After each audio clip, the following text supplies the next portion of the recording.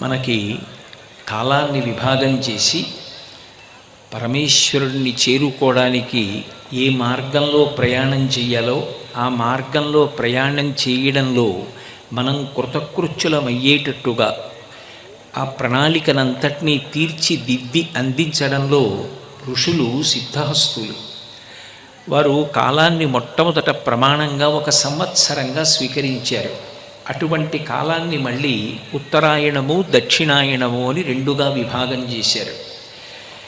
ఆ దక్షిణాయనం అంతా కూడా ఉపాసనకి సంబంధించినటువంటి కాలం. ఉపాసన అన్న మాటకు అర్థం ఏమిటంటే భగవంతునికి సమీపమునందు కూర్చుండుట అని. ఉప ఆసన అంటే దగ్గరగా కూర్చుండుట. ఈ దగ్గరగా కూర్చుండుట అన్న మాటకు అర్థం నిజంగా భౌతికంగా ఏదో వచ్చి పక్కన కూర్చోవడము అని కాదు. నిరంతరము భగవంతుని యొక్క చింతన చేస్తూ ఉండడం. ఏ పని చేస్తున్నా భగవంతుడితో మనసు అనుసంధానమైతే ఉపాసన చేస్తున్నాడు అంటారు. అలా ఉపాసన చెయ్యడానికి అనుకూలమైన కాలం ఏది అంటే దక్షిణాయనం. ఈ దక్షిణాయన పుణ్యకాలంలో ఎవరైనా శరీరాన్ని విడిచిపెడితే అయ్యో పాపం అంటారు. కారణం ఏమిటంటే అయ్యో పుణ్యం సముపార్జించుకోవలసినటువంటి కాలంలో, ఈశ్వరోపాసన చేసుకోగలిగినటువంటి కాలంలో దాన్ని సక్రమంగా వినియోగించుకోకుండా శరీరాన్ని విడిచిపెట్టి పొందవలసినటువంటి ప్రయోజనాన్ని పొందలేకపోయాడే అని బాధతో అన్నమాటే తప్ప అంతకన్నా దాన్ని ఇంకొక రకంగా పెద్ద ప్రాధాన్యత ఇచ్చి తీసుకోవలసిన అవసరాన్ని ఆలోచన చెయ్యకూడదు. దక్షిణాయనం పుణ్య సముపార్జనకి బహుయోగ్యమైనటువంటి కాలం. అందుకే అలా పుణ్య సముపార్జన చేసుకోవడంలో, ఉపాసన చేయడంలో, భగవంతుడికి దగ్గరగా జరగడంలో, మనుష్య జన్మ యొక్క ప్రయోజనాన్ని సిద్ధింపచేసుకోవడంలో ఎటువంటి విఘ్నములు రాకుండా ఉండాలని గురువుగారి యొక్క అనుగ్రహం మన యందు ప్రసరించి గురువుగారి యొక్క వాక్కుల వెలుగులో మనం ఆ భగవంతుని మార్గంలో ప్రస్థానం చెయ్యాలని కోరుకుంటూ మొట్టమొదట గురు పౌర్ణమి చేసి గురువుకి నమస్కారం చేస్తాం. భాద్రపద మాసంలో విఘ్నేశ్వరుడికి నమస్కారం చేస్తాం. స్వామి మాకు ఈ మార్గమునందు ఏ విధమైనటువంటి విఘ్నములు కలగకుండుగాక, మేము ఈ కాలాన్ని సద్వినియోగం చేసుకునేటటువంటి అవకాశం మాకు కల్పించు. ఎందుచేత అంటే కాలము చాలా గొప్పదైనా దాన్ని ఉపయోగించుకోవడంలో వైక్లభ్యాలు వచ్చాయనుకోండి, విఘ్నాలు వచ్చాయనుకోండి, ఉదాహరణకి శరీరం సహకరించలేదనుకోండి, రుగ్మత పొందిందనుకోండి, అప్పుడు చేసుకోవలసినటువంటి సాధన చేసుకోలేడు. అందుకని విఘ్నములు రాకుండా మమ్మల్ని అనుగ్రహించమని విఘ్నేశ్వర చతుర్థి తీసి వినాయకుణ్ణి ప్రార్థన చేస్తాం. కృష్ణపక్షం అంతా కూడా భాద్రపద మాసంలో పితృపక్షం అంటే మహాలయ అమావాస్య వస్తుంది తర్వాత మహాలయ పక్షం. కాబట్టి పితృదేవతల్ని ఉద్దేశించి మాత్రమే ప్రధానంగా కార్యక్రమాన్ని చేస్తారు. మనకి శరత్కాలము అంటాం, శరదృతువు, ఈ శారదా నవరాత్రులు అని పిలుస్తూ ఉంటాం. మనం నవరాత్రులు అన్న పేరుతో చాలా నవరాత్రులు చేస్తాం. వినాయక నవరాత్రులు, గణపతి నవరాత్రుల తర్వాత శారదా నవరాత్రులు, అలాగే తర్వాత ఉత్తరాయణ పుణ్యకాల ప్రారంభంలో వసంత నవరాత్రులు. ఈ శరన్నవరాత్రులు అనేటటువంటి దాన్ని అసలు ఎందుకు ఋషులు నిర్ణయం చేశారు?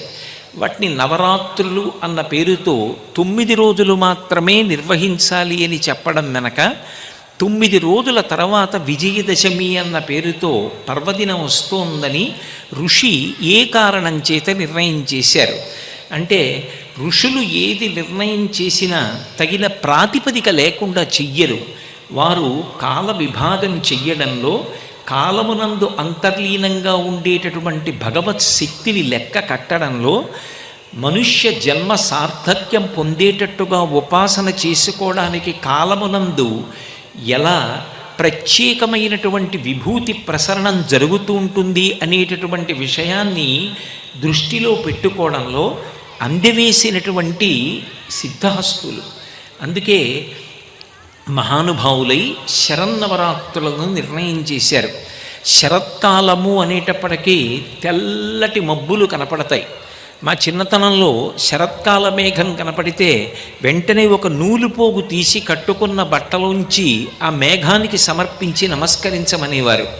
ఎందుకని అంటే దానికి ముందు వచ్చేటటువంటి శ్రావణ భాద్రపద మాసాలు వర్ష ఋతువు కనుక నల్లటి మేఘాలు వచ్చి ఆ మేఘాలు వర్షించి మనని ఏ కృతజ్ఞత చెప్పమని అడగకుండా వెళ్ళిపోతాయి. మనకి కావలసినటువంటి నీటిని అంతటినీ కూడా అందించి వెలవెలపోయినటువంటి ఆ తెల్లటి మేఘాలు ఆకాశంలో ఏ ప్రత్యుపకారాన్ని కృతజ్ఞతని ఆశించకుండా వడివడిగా వెళ్ళిపోతుంటే మాకు ఇంతటి మహోపకారాన్ని చేసి పాడి పంటలకు ఆలవాలమై ఆధారమై మమ్మల్ని అనుగ్రహించారు కనుక మీకున్నదంతా మాకిచ్చి వెళ్ళిపోతున్నారు కాబట్టి కృతజ్ఞత చెప్పడం అనేటటువంటిది కనీస ధర్మం కనుక కృతీచ ప్రతికర్తవ్యం దేశధర్మ సనాతన అని రామాయణ ఆర్షవాక్కు కనుక ఉపకారము చేసిన వారికి ప్రత్యుపకారం చెయ్యడంలో తడబాటు ఉండకూడదు కనుక వర్ష ఋతువులో ఎక్కడో సముద్రంలో ఉండేటటువంటి ఉప్పు నీటిని కడుపు నిండా తాగి చల్లటి తీయటి నీటిగా మార్చి నిరాధారమైనటువంటి ఆకాశమండలంలో ప్రయాణం చేసి వచ్చి వర్షించి మేము లేచి కృతజ్ఞత చెప్పామా చెప్పలేదా అని కూడా చూడకుండా మీకున్నదంతా మాకిచ్చేసి మీదున్నదంతా అయిపోయిన తరువాత తేలికైపోయి ఏమీ ఆశించకుండా వెళ్ళిపోతున్నటువంటి ఓ తెల్లని మబ్బులారా మీకు కృతజ్ఞతా పురస్సరంగా ఇదిగో బట్టలోని దారపు పోగు ఇస్తున్నాను అని నమస్కారం చేస్తారు. అంటే కృతజ్ఞతావిష్కారం చెయ్యడం అనేటటువంటిది ఈ జాతి జీవనంలో అంతర్భాగం. అటువంటి శరత్కాలం మబ్బులు తెల్లగా ఉంటాయి, చంద్రబింబం గొప్ప వెన్నెల కురిపిస్తూ ఉంటుంది. పరిణత చంద్రుడు అంటారు శరత్కాల చంద్రుణ్ణి. మిగిలిన పౌర్ణముల కన్నా ఒక్క శరత్కాలంలో వచ్చేటటువంటి పౌర్ణమి నాటి చంద్రబింబం విశేషమైనటువంటి కాంతులు కురిపిస్తూ ఉంటుంది. అటువంటి శరత్కాలం అంతా తెలుపుతో సంబంధాన్ని కలిగి ఉంటుంది. మనిషి జీవితానికి పరమ ప్రయోజనమేది అంటే జ్ఞానమును పొందడం. ఆ జ్ఞానాన్ని తెలుపు రంగుతో సూచిస్తారు. అందుకే మీరు జాగ్రత్తగా గమనిస్తే సరస్వతీదేవి తెల్లటి బట్ట కట్టుకుంటుంది, తెల్లటి తామర పువ్వులో కూర్చుంటుంది. విమలపటి కమలకుటి పుస్తక రుద్రాక్షస్తహస్తపుటి కామాక్షి పక్ష్మలాక్షి కలిత విపంచి విభాసి వైరించి అంటారు మూకశంకరులు మూకపంచశతిలో. తెల్లటి బట్ట కట్టుకుని తెల్లటి కాంతులతో తెల్లటి పద్మంలో కూర్చుని శాంతికి జ్ఞానమునకు పవిత్రతకు పర్యాయపదమైనటువంటి తెలుపుతనానికి మారుపేరుగా శారద శోభిస్తూ ఉంటుంది. దక్షిణామూర్తి స్వరూపంగా ఉండేటటువంటి విద్యలకు అధిదేవత అయినటువంటి శంకరుడు కూడా తెల్లటి రంగులు పొంది ఉంటాడు. ఎందుచేత అంటే అది ఏదో బాహ్యంలో భౌతికంగా వర్ణమని కాదు. ఈశాన సర్వ విద్యానాం ఈశ్వర సర్వభూతానాం బ్రహ్మాధిపతిర్బ్రహ్మణోధిపతిర్బ్రహ్మా శివో మే అస్తు సదాశివోం. అందుకే సమస్త విద్యలకు అధిదేవత అయినటువంటి శంకరుడు తెల్లటి వర్ణంలో ఉంటాడు అన్న మాటకు అర్థం ఏమిటి అంటే ఆ నేర్చుకున్నటువంటి విద్య యొక్క పరమావధి ఏది అంటే శాంతిని పొందడం, తన చుట్టూ ఉన్న వాళ్ళని ప్రశాంతంగా ఉంచడం, తాను పవిత్రంగా ఉండడం, 10 మందిని పవిత్రంగా ఉంచడం. ఇది తెలుపు వర్ణము చేత సంకేతింపబడుతుంది. అందుకే ఇప్పటికీ శాంతికి తెలుపుని చిహ్నంగా చూపిస్తారు. శాంతి కపోతాలు విడిచిపెట్టారు అంటారు. అటువంటి మనుష్య జన్మ యొక్క చరమ ప్రయోజనమైనటువంటి జ్ఞానమును ఆవిష్కరించేటటువంటి ఋతువు కనుక వీటికి శరదృతువు అన్న పేరుతో ఈ రోజులు అన్వయమయ్యాయి. ఇందులో శారదా నవరాత్రులు మొట్టమొదట ప్రారంభమయ్యేటటువంటి 9 తిథులు. ఆశ్వీజమాసం ప్రారంభంలో పాడ్యమి లగాయతు నవమి వరకు ఉన్నటువంటి తిథులు ఏ ఉన్నాయో వీటిని శరన్నవరాత్రులు అన్న పేరుతో అనుష్ఠానం చెయ్యండి అన్నారు. ఎందుకు చెప్పాలి అంటే దక్షిణాయనాన్నంతటినీ కలిపి ఒక రోజుగా భావన చేశారనుకోండి, అందులో పరమ పవిత్రమైనటువంటి కాలం శరన్నవరాత్రి కాలం. మనకి రోజు మొత్తం మీద అత్యంత పవిత్రమైన కాలం ఏది అంటే బ్రాహ్మీ ముహూర్తం. బ్రాహ్మీ ముహూర్తము అంటే సూర్యోదయాత్ పూర్వం ఉండేటటువంటి కాలం, తెల్లవారుజాము కాలం అంటామే. ఆ కాలం పరమ పవిత్రం, ప్రశాంతతకి ఆలవాలం. అందుకే పెద్ద పెద్ద క్షేత్రాలన్నిటా కూడా సుప్రభాత పఠనం చేస్తారు. ఆ సమయంలో ధ్యానానికి కూర్చుంటే మనసు తనంత తానుగా వెనక్కి వెళ్ళి ధ్యానమునందు సిద్ధి పొందుతుంది. ధ్యానము చెయ్యడానికి తనంత తాను పరమ యోగ్యమైన కాలం ఏది అంటే బ్రాహ్మీ ముహూర్తం, తెల్లవారుజాము కాలం. దక్షిణాయనమంతా పుణ్యసముపార్జన చెయ్యడానికి యోగ్యమైనటువంటి కాలం. అందుకే చూడండి, ఆశ్వీజ మాసం వస్తుంది, తర్వాత కార్తీక మాసం వస్తుంది. కార్తీక మాసం అంతా కూడా దీపారాధన, శివకేశవుల అభేదంగా ఆరాధన చెయ్యడం, సాలగ్రామార్చన చెయ్యడం. తర్వాత మార్గశీర్ష మాసం వస్తుంది, తర్వాత పుష్యం వస్తుంది. ఇవన్నీ కూడా ఆరాధన ఉండేటటువంటి కాలాలు. మార్గశీర్షంలో విష్ణు సంబంధమైనటువంటి ఆరాధనలు విశేషంగా ఉంటాయి. తర్వాత ఉత్తరాయణ పుణ్యకాలం ప్రవేశిస్తుంది. అంటే ఈ దక్షిణాయనమంతా కూడా ఉపాసన కాలం కనుక ఒక రోజు పగటిపూట ఎలా పుణ్య సముపార్జన చేసుకోవడానికి అవకాశం ఉంటుందో అలా దక్షిణాయనాన్నంతటినీ కలిపి ఒక రోజుగా భావన చేస్తే శారదా నవరాత్రుల కాలం బ్రాహ్మీ ముహూర్తంతో సమానం. అంటే అది తనంత తానుగా పరమ పవిత్రమైనటువంటి కాలం. ఆ కాలంలో చేసినటువంటి ఉపాసన మనస్సుని శుద్ధి చేస్తుంది. మనసు భగవంతుని పట్ల ఆభిముఖ్యాన్ని పొందుతుంది. మనసు భగవంతుడికి దగ్గరైందనుకోండి, అది అన్ని రకములైనటువంటి అనుగ్రహములకు కారణమవుతుంది. భౌతికంగా మనం చేసేటటువంటి పూజ కానీ, భౌతికంగా మనం చేసేటటువంటి ఇతర ప్రయత్నములు కానీ యథార్థమునకు దేని కొరకు అంటే చిత్తము శుద్ధి పొందుట కొరకు.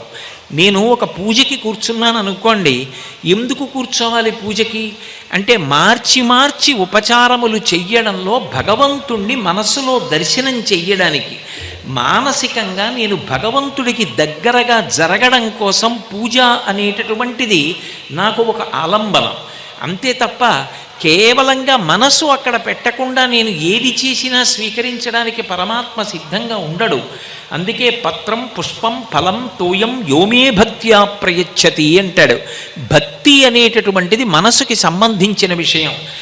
మనస్సులో భగవంతుని యొక్క కదలికలను చూడగలిగారనుకోండి, నేను పాదయోహో పాద్యం సమర్పయామి అన్నాను అనుకోండి, నేను చేత్తో కాసిన నీళ్లు తీసి ఇలా చల్లినంత మాత్రం చేత ఈశ్వరుడికి అందదు. కానీ కూర్చోవడమే గొప్ప.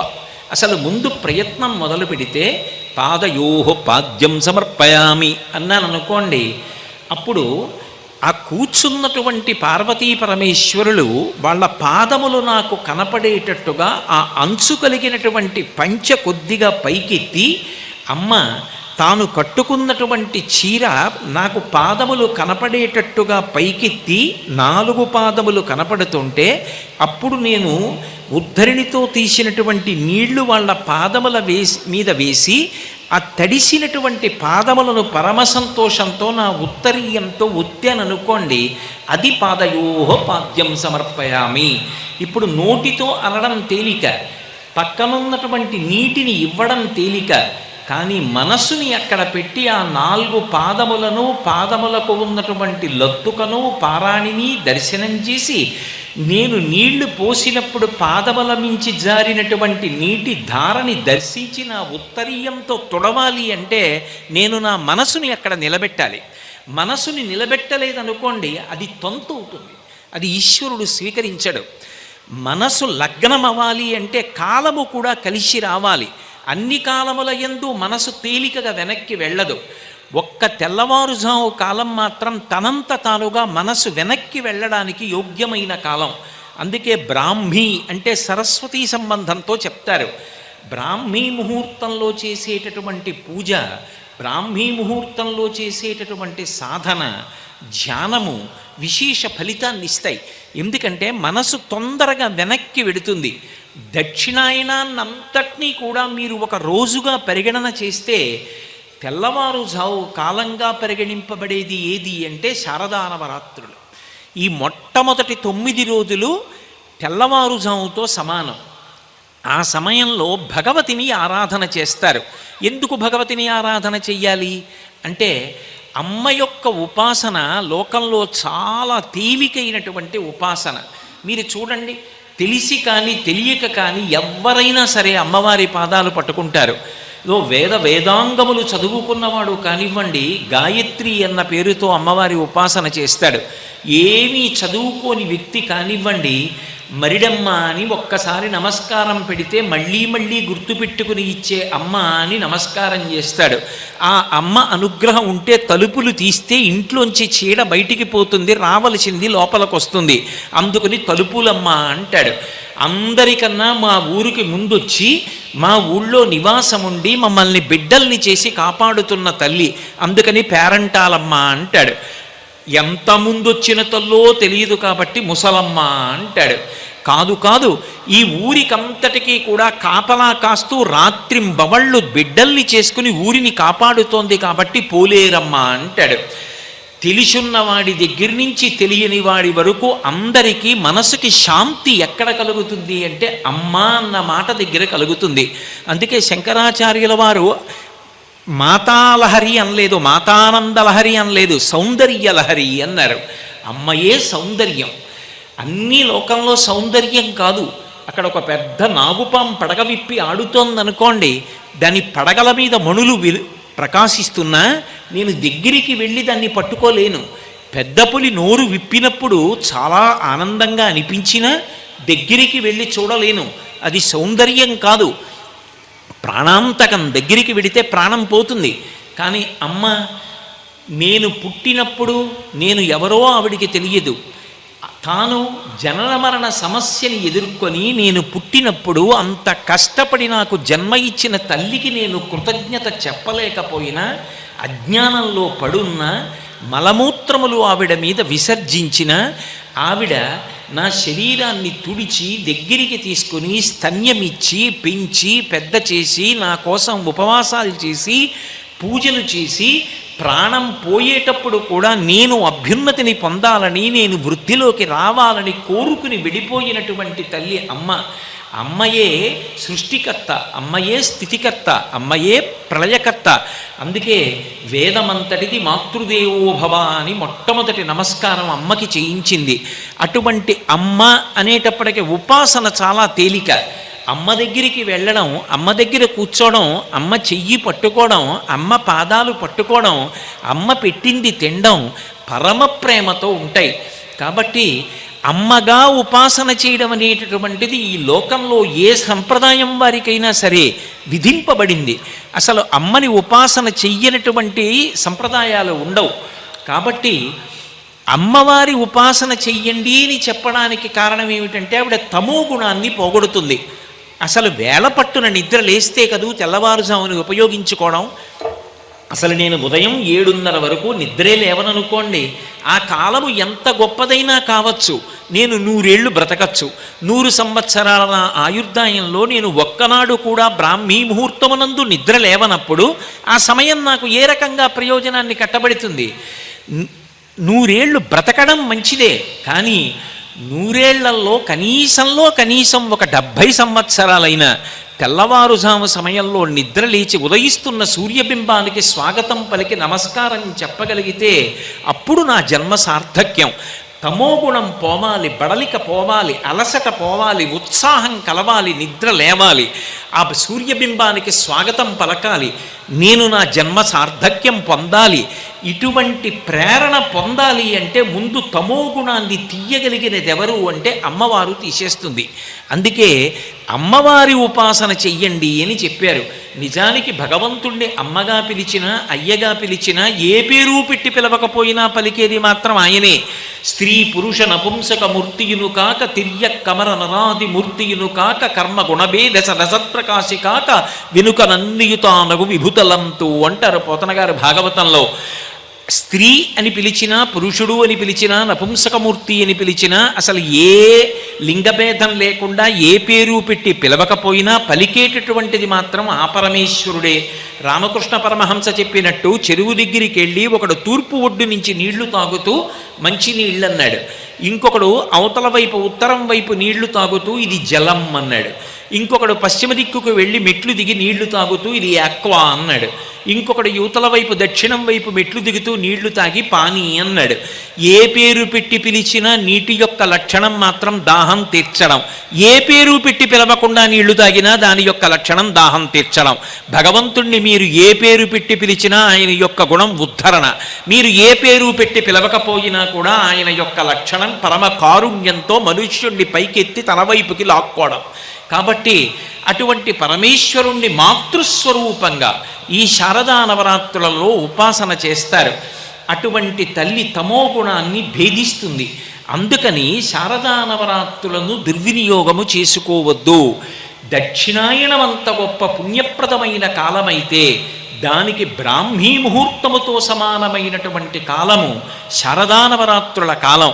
ఆ కాలాన్ని సద్వినియోగం చేసుకుని అందరూ కూడా భగవతి యొక్క ఉపాసన చేసి ఆమె యొక్క అనుగ్రహమునకు పాత్రులు కండి అని చెప్తారు. అంతేకాదు ఋషులు దార్శనికులు, వారు కాలాంతర్గతమైనటువంటి ప్రమాదములను కూడా పసిగట్టారు. అందుకే వ్యాసుడు దేవీ భాగవతంలో ఒక మాట అంటాడు, ద్వావృతూయ మదం స్ట్రాఖ్యే నూనం సర్వజనేషు వై వసంత శారదావే వాజననాశకరావుభౌ అంటాడు. ఈ శారదా నవరాత్రుల యొక్క ప్రారంభకాలమునందు, వసంత నవరాత్రుల యొక్క ప్రారంభకాలమునందు అంటే చైత్రమాసం ప్రారంభంలో, ఇప్పుడు శారదా నవరాత్రుల యొక్క ప్రారంభంలో రెండు సమయాలలోనూ కూడా యమధర్మరాజు గారి యొక్క ఒక్కొక్క కోర పైకొస్తుంది. శరన్నవరాత్రులలో ఒక కోర పైకొస్తుంది, వసంత నవరాత్రులలో ఒక కోర పైకొస్తుంది. ఈ కోర పైకొచ్చింది అంటే జననాశకరా ఉభౌ, ఈ రెండు ఋతువులలో కూడా అంటువ్యాధులు ప్రబలేటటువంటి అవకాశం బాగా ఉంటుంది. ఎందుచేత అంటే శ్రావణ భాద్రపద మాసములు వర్ష ఋతువు. కొత్తగా పడినటువంటి ఆ వర్షధారలలో పొంగి ప్రవహిస్తున్నటువంటి నీరు మలినమవుతుంది. ఆ మలినమైపోయినటువంటి నీరు తాగినటువంటి జీవుల యందు అంటువ్యాధులు ప్రబలి ఒక్కొక్క అంటువ్యాధి వలన దీపపు పురుగులు పడిపోయినట్టుగా జనులు పడిపోతారు. అలా పడిపోకుండా ఉండడం కోసమే గణపతి నవరాత్రుల పేరు చెప్పి ఓషధీతత్వం కలిగినటువంటి పత్రులతో ఆరాధన చేయించి ఈ 15 రోజుల ముందరే ఈ విఘ్నేశ్వరుడికి పూజ చేసినటువంటి ఓషధీతత్వము కలిగినటువంటి పత్రులను పట్టుకెళ్ళి విఘ్నేశ్వర నిమజ్జనం పేరుతో నదులలో కల్పించారు మన పెద్దవాళ్ళు. అప్పుడు ఈ పత్రి యొక్క కలయిక చేత నీరంతా కూడా శుభ్రంగా అయి ఆశ్వీజమాసం వేల్టికి చక్కటి పరిశుద్ధమైనటువంటి నీరు ప్రవహించి లోకములో ఉండేటటువంటి జీవులు దెబ్బతినకుండా కాపాడుకునేటటువంటి ప్రయత్నం చేశారు. భగవదారాధనని సామాజిక ప్రయోజనంతో ముడివేశారు తప్ప ఒక మౌఢ్యంగా ఒక కార్యక్రమాన్ని ప్రజల మీద రుద్దడం అనేటటువంటిది ఋషుల వైపు నుంచి ఎప్పుడు ఉండదు. ఒకవేళ ఆ ఆచారము ఎందుకు వచ్చింది అన్నది మనకి తెలియకపోతే పెద్దల దగ్గర తెలుసుకోవాలి తప్ప మనకొక్కరికి తెలియలేదు కాబట్టి లోకంలో పాటిస్తున్న వాళ్ళందరూ మూఢులని, ఆచారం మూఢాచారమని ముద్ర వేసి వదరి మాట్లాడకూడదు. నీకు తెలియకపోతే నీకు తెలియదు అన్న మాట అంగీకరించి పెద్దల యొక్క పాదములను పట్టుకుని వారి నుండి తెలుసుకోవాలి ఎందుకు వచ్చిందో ఆచారకాండ. కాబట్టి ఇంత గొప్పగా ఋషులు నిర్వచనం చేశారు. కాబట్టి శరత్కాలమునందు యమధర్మరాజు యొక్క ఒక కోర పైకొస్తుంది. పైకొచ్చినప్పుడు జనక్షయం కాకుండా ఉండాలి అంటే అమ్మవారి యొక్క ఉపాసన చెయ్యాలి. అమ్మ మహాకారుణ్యమూర్తి కనుక ఆ తల్లి లోకములనన్నిటినీ కాపాడి తన బిడ్డల్ని రక్షించుకుంటుంది. నిరంతరము తన బిడ్డల్ని కాపాడుకోవాలనేటటువంటి అమ్మతనం ఆమె యొక్క సొత్తు. అందుకే శంకర భగవత్పాదులు సౌందర్యలహరిలో ఒక మాట అంటారు, దృశాద్రాగీయస్యాదరదలిత నీలోత్పలరుచా దవీయంసం దీనం స్నపయ కృపయా మమపి శివే అనీనాయం ధన్యో భవతి నచతే హానిరియత వనేవా హర్మ్యేవా సమకర నిపాతో హిమకర అంటారు. ఈ బ్రహ్మాండం ఎంతవరకుందో అంతకన్నా దూరంగా చూడగలిగేటట్టుగా రెండు కన్నులను ఈ చివరి నుంచి ఈ చివరి వరకు ఆకర్ణాంత విశాల నేత్రములతో ఆ తల్లి తిప్పి చూస్తూనే ఉంటుందిట. ఎందుకని ఆ బ్రహ్మకీట జనని ఈ సమస్త ప్రాణులను కన్న తల్లి ఆమె. అందుకే ఎవరికి ఏ ఆపద రానివ్వండి, ఎవరైనా అమ్మా అంటారేమో అని ఏ పనిలో ఉన్నా ఆవిడ మాత్రం ప్రజల యొక్క, తన బిడ్డల యొక్క పిలుపు కోసం ఎదురు చూస్తుంటుందిట. భ్రువౌ భుగ్నీ కించిత్ భువన భయభంగ వ్యసనిని అంటారు శంకరులు సౌందర్యలహరిలో. అమ్మవారు కనుబొమలు ఇలా ముడేస్తుందిట. ఎందుకు ముడియడం? 2 కారణముల చేత ముడివెయ్యాలి. ఒకటి, ఆలోచన తట్టకపోతే కనుబొమలు ముడిపడతాయి. 2, కోపం వస్తే కనుబొమలు ముడిపడతాయి. భ్రువౌ భుగ్నీ కించిత్, ఆవిడ కోపం వచ్చినట్టు ఇలా ముడియుదుట. ఏదో జ్ఞాపకం రాకపోతే ముడేసినట్టు ముడియుదుట. ఏదో వేసి వేయకుండా కొద్దిగా ఇలా ముడేస్తుందిట. ఎందుకని? భువన భయభంగ వ్యసనిని. అయ్యో వీళ్ళకి ఆపదొస్తోందే, వీళ్ళని నేను రక్షించాలే, వీళ్ళు చటుక్కున నన్ను పిలుస్తారేమో, నేను పరిగెత్తికి వెళ్ళాలే, ఏం మనం పిలవకుండా ఆవిడ రాకూడదా? ఆవిడ సర్వజ్ఞ కదా. అంటే మనకి బుద్ధి ఇచ్చిందిగా, మనం పిలవాలిగా, పిలిస్తేగా పరిగెత్తుకు రావాలి. పిల్లవాడైనా జారి పడిపోతున్నప్పుడు అమ్మా అని అరిస్తే కదా వంట చేసుకుంటున్న అమ్మ చటుక్కున పరిగెత్తుకెడుతుంది. ఎవరు పిలుస్తారో అని ఆ తల్లి నిరంతరం అంత జాగ్రత్తగా కళ్ళు ఈ చివరి నుంచి ఆ చివరి వరకు తిప్పుతూ చూస్తూ ఉంటుందిట. అంతటి దయాస్వరూపిణి కనుకనే ఆ అమ్మవారి యొక్క ఉపాసన ఈ శరత్కాల ప్రారంభంలో చేస్తారు. అలాగే వసంత నవరాత్రుల ప్రారంభంలో కూడా అమ్మవారి ఉపాసన చేస్తారు. ఈ 2 ఉపాసనల చేత లోకమునంతటినీ కూడా రక్షించుకుంటారు. మీతో నేను ఇంత పూర్వం మనవి చేసి ఉన్నాను. ఉపాసన అన్న మాటలో ప్రధానమైన ఉద్దేశ్యం ఏది అంటే మనసుని అమ్మవారికి దగ్గరగా జరపడం. మనసు అమ్మవారి సమీపమునకు వెళ్ళాలి. ఆవిడ కదలికలను మనసు పట్టుకోగలగాలి. అందుకు ఉపకరణము కావాలి. ఏది చేసినా కేవలముగా తంతుగా కార్యక్రమాన్ని చేసి అసలు మనసు అమ్మవారితో సమన్వయం కాలేదనుకోండి, దాని వలన ఉపయోగం ఉండదు. అందుకే వ్యాస భగవానుడు దేవీ భాగవతం చేస్తూ ఒక మాట అంటాడు, భ్రమన్ సర్వతీర్థేషు స్నాత్వా స్నాత్వా పునఃపునః నిర్మలం నమనో యావత్తావత్ సర్వం నిరర్ధకం. ఎన్ని తీర్థాలకి వెళ్ళండి, ఎన్ని క్షేత్రాలకి వెళ్ళండి, ఎన్ని నదులకు వెళ్ళండి, ఎంత స్నానం చెయ్యండి, తప్పు కాదు. వెళ్ళడం గొప్ప. అసలు ప్రారంభం చేశాడు మంచిదేగా. అసలు వెళ్లకుండా ఉండడం కన్నా వెళ్ళడం మొదలెట్టాడు అంటే అది ప్రారంభం మంచిదేగా. కానీ అక్కడ ఆగిపోకు. కేవలం వెళ్ళడం స్నానం చెయ్యడం దగ్గర ఆగవద్దు. మెల్లిమెల్లిగా మెట్లెక్కడం మొదలుపెట్టు. ఇది దేనికి పనికి రావాలి? శరీరాన్ని శుద్ధి చేయడానికి కాదు పనికి రావలసింది. నిర్మలం న మనోయావత్, మనసు శుద్ధి పొందాలి. నిర్మలం న మనోయావత్ తావత్ సర్వం నిరర్ధకం. మనసు శుద్ధి పొందడానికి నువ్వు చేస్తున్నటువంటి క్రతువు పనికి రాకపోతే, నువ్వు చేస్తున్నటువంటి పూజ పనికి రాకపోతే, అప్పుడు భగవతి యొక్క పరిపూర్ణమైనటువంటి అనుగ్రహాన్ని నువ్వు అనుభవించినట్లు కాదు. అందుకే మనసు ఎంత దగ్గరగా వెళ్ళింది అనేటటువంటి దానికి అంత ప్రధానమైనటువంటి పాత్ర ఉంటుంది. మీరొక్క విషయం గమనించండి. నవరాత్రులు చెయ్యండి అంటారు. నవరాత్రులు చెయ్యండి అంటే 9 రోజులు చెయ్యండి. 9 రోజులు చెయ్యండి అంటే 9 రోజులు ఎవరిని ఉపాసన చెయ్యాలి? మనసుకి ఒక బలహీనత ఉంటుంది. ఒక రూపం చెప్పలేదనుకోండి, ఒక పేరు చెప్పలేదనుకోండి, నామము చెప్తే రూపం గుర్తొస్తుంది, రూపం చెప్తే నామం గుర్తొస్తుంది. అది లోకంలో ఉండే లక్షణం. నేను మీతో ఏదో నల్లగా ఉంటుందే, మట్టితో చేస్తారే, నీళ్లు పోస్తే చల్లగా ఉంటాయే, కింద పడితే పగిలిపోతుందే, కుమ్మరి వాళ్ళు తయారు చేస్తుంటారు చూశారు అన్నాను అనుకోండి, ఆ కుండ అంటారు. నేను రూపం చెప్తే నామం చెప్తారు. నేను కుండ అన్నాను అనుకోండి, ఒక కుండ తీసుకురండి అన్నాను అనుకోండి, మీరు కుండే తీసుకొస్తారు తప్ప బింది తీసుకురారు. నామం చెప్తే రూపం గుర్తొస్తుంది, రూపం చెప్తే నామం గుర్తొస్తుంది. అది మనసుకు ఉండేటటువంటి లక్షణం. అసలు మనసు పట్టుకోవాలంటే దానికి నామము రూపము ఈ 2 కావాలి.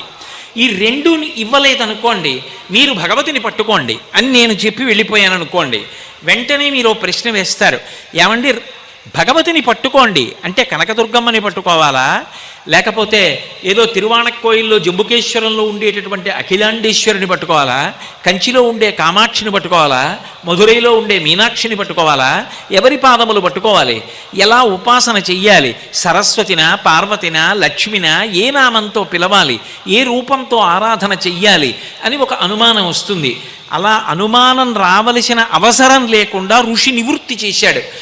మొట్టమొదటి 3 రోజులు మహాకాళీ స్వరూపంతో ఉపాసన చెయ్యాలి. తర్వాత 4, 5, 6 ఆ 3 రోజులు మహాలక్ష్మీ స్వరూపంగా ఉపాసన చెయ్యాలి. 7, 8, 9 ఈ 3 రోజులు మహాసరస్వతీ స్వరూపంగా ఉపాసన చెయ్యాలి. ఈ 9 రోజులు ఉపాసన చేస్తే 10వ రోజు సిద్ధి విజయదశమి. ఇందులో మీరు ఒక చిత్రమైనటువంటి విషయాన్ని గమనించాలి. నవరాత్రులు అంటారు. 9 పగళ్ళు ఉపాసన చెయ్యండి అనరు. నిజానికి 9 రాత్రుల ఉపాసన మనం ఏం చేస్తాం? శారదా నవరాత్రుల్లో కూడా మహా అయితే పునఃపూజ కొంచెం ఆలస్యమైన 10 గంటలకో 11 గంటలకో నిద్రపోతాం. రాత్రి తెలివిగా ఉండంగా మరి రాత్రి అన్న మాట ఎందుకు వచ్చింది అంటే చీకటి అన్న మాటకు అర్థం ఏమిటంటే భయమునకు పర్యాయపదము. చీకటిగా ఉందండి, వెళ్ళడానికి భయం వేస్తోందంటాడు. ఏమిటి చీకటిగా ఉంటే భయం ఎందుకు అంటే చీకటి ఎందు ఉన్న వస్తువు ఏదో తెలియదు. అక్కడ ఒక తాడు పడుందనుకోండి, పావులా కనపడుతుంది. పావులా కనపడగానే అది పడగ కదులుపుతోందనిపిస్తుంది. పడగ కదిపితే అందనిపిస్తే బుసగొడుతోందనిపిస్తుంది. ఒళ్ళు చెమట్లు పట్టి భయం వేస్తుంది. ఒక దీపం తీసుకొచ్చారనుకోండి, అది పావు కాదు తాడు అన్న సత్యము ఎరుకలోకి రాగానే పడగా లేదు, బుస లేదు, ఏమీ లేదు. అంటే చీకటి అన్న మాటకు అర్థం సత్యము తెలియకుండుట. ఏది ఏదో తెలియలేదు కాబట్టి భయం. 9 రాత్రులు ఉపాసన చేశాడు అన్న మాటకు అర్థం ఏమిటంటే సత్యము ఎరుకలోకి రాక ఏ అజ్ఞానము వలన భయపడుతున్నాడో, ఏ అజ్ఞానము చేత తనకన్నా భిన్నమైనది ఇంకొకటి ఉందనుకుంటున్నాడో, భగవంతుడి కన్నా ఇంకొకటి ఉందనుకుంటున్నాడో, అది లేదు, ఉన్నది ఈశ్వరుడొక్కడే అన్న సత్యము ఎరుకలోకి వచ్చేటట్టుగా చేస్తుంది. 9 అంకె. 9 దాటితే 10 సంఖ్య. 2 అంకెలు వచ్చేస్తాయి. 10 దగ్గరికి వచ్చేటప్పటికి పెరుగుతూ వెళ్ళిపోయిన 9 ఏమైంది? 1 తర్వాత 2, 3, 4, 5, 6, 7, 8, 9 పెరిగింది. 10 దగ్గరికి వెళ్ళేటప్పటికి 1 పక్కన 0 అయిపోయింది. ఆ ఒక్కటి ఏదో తెలిసిపోయింది. ఆ ఒక్కటి తెలిసిపోతే పూర్ణమద పూర్ణమిదం పూర్ణాత్ పూర్ణముదచ్యతే పూర్ణస్య పూర్ణమాదాయ పూర్ణమేవావశిష్యతే. తాను పూర్ణమైపోయాడు. ఎక్కడ బయలుదేరాడో అక్కడికి వచ్చేసాడు. తాను జీవుడు అనుకుంటున్నవాడు జీవుడు కాడని, తాను బ్రహ్మమని, తత్వమసి మహావాక్యమని అద్వైతానుభూతి ఎరుకలోకి వచ్చింది. ఈ జ్ఞానము కలగాలి కాబట్టి చిట్ట చివరి 3 రోజులు మహాసరస్వతీ స్వరూపాన్ని ఉపాసన చేస్తారు. ఈ జన్మ ప్రయోజనం కలగడానికి అత్యంత యోగ్యమైన ఉపాసన కాలం ఏది అంటే శారదా నవరాత్రులు. అందుకని 9 రాత్రులు చెయ్యండి అంటారు. అంటే దాని అర్థం నిజంగా రాత్రి వేళ మేల్కొని ఉండడం అని కాదు. రాత్రి పోయింది, పగలొచ్చింది అంటే భయం అంతా పోయింది. ఎందుకని? ఇప్పుడు అక్కడ ఉన్న వస్తువు ఏదో తెలుస్తుంది కాబట్టి భయం లేదు. చీకటి పోయింది, అజ్ఞానము పోయింది, జ్ఞానం అనేటటువంటి వెలుతురు ప్రకాశించింది. ఒకటి తెలిసొచ్చింది, నువ్వు పూర్ణమైపోయావు. ఇది విజయదశమి. అందుకే 9 రాత్రులుగా ఉపాసన. అది ఎటువైపు నుంచి ఎటువైపుకి చెయ్యండి. గణపతి నవరాత్రులు అంటారా, వసంత నవరాత్రులు అంటారా, శారదా నవరాత్రులు అంటారా, ఏవి చేసినా 9 రాత్రులు. 9 కాదంటారా? త్రిరాత్ర వ్రతం 3 రాత్రులే. చిట్ట చివర మహాసరస్వతీ స్వరూపంగా 3 రోజులు చేస్తే చాలు. ఈ 3 రోజులు చేసినా కూడా త్రిరాత్రము. 3 అంటే సత్యం. అందుకే ఆచమనం చేశాననుకోండి 3 మాటలు, తాళి కట్టాననుకోండి 3 ముళ్ళు, 3 మాటలు అన్నాననుకోండి అది సత్యం. తిర్దగామిన సంశయ అంటాడు జనకుడు రామాయణంలో. 3 మాటలు అంటున్నాను, ఇస్తాను కాబట్టి సత్యం. 3 మాటలు అంటే సత్యం. సత్యమే పరబ్రహ్మం. కాబట్టి అటువంటి సత్యము ఒకటి తెలియాలంటే కనీసం 3 రాత్రులైనా ఉపాసన చెయ్యాలి. ఎప్పుడు?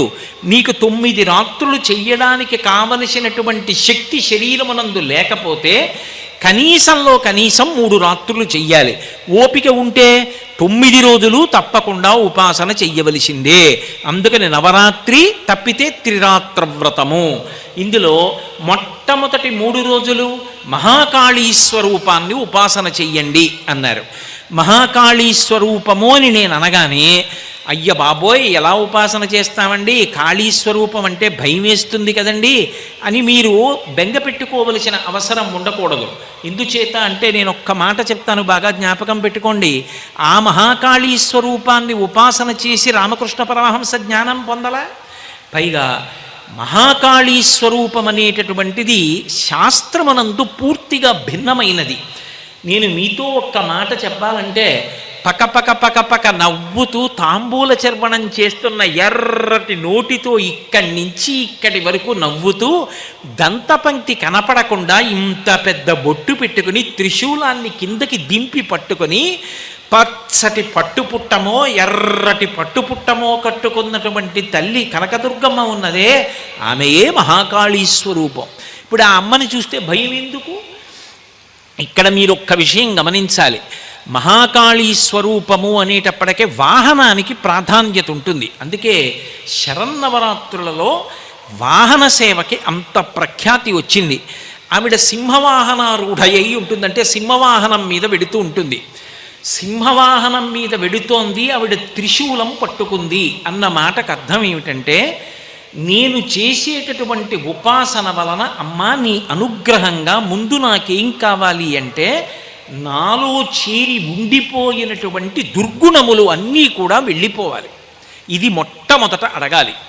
మీరు ఒక్క విషయం జాగ్రత్తగా పట్టుకునే ప్రయత్నం చెయ్యండి. నేను కొన్ని సద్గుణములను పొందాలి అంటే ప్రయత్నపూర్వకంగా నేను అలవాటు చేసుకోవాలి. రోజు తెల్లవారుజామున నిద్రలేద్దాం అనుకున్నాను అనుకోండి, నేను కొంత సాధన చెయ్యాలి. నేను ప్రతిరోజు ఒక 15 నిమిషాలు ధ్యానం చేద్దాం, నేను సాధన చెయ్యాలి. నేను ప్రతిరోజు 10 నిమిషములు శ్రీరామనామం రాద్దాం, నేను కొంత సాధన చెయ్యాలి. నేను విష్ణు సహస్రనామ స్తోత్రాన్ని తప్పులు లేకుండా పుస్తకం లేకుండా చదవాలి, సాధన చెయ్యాలి.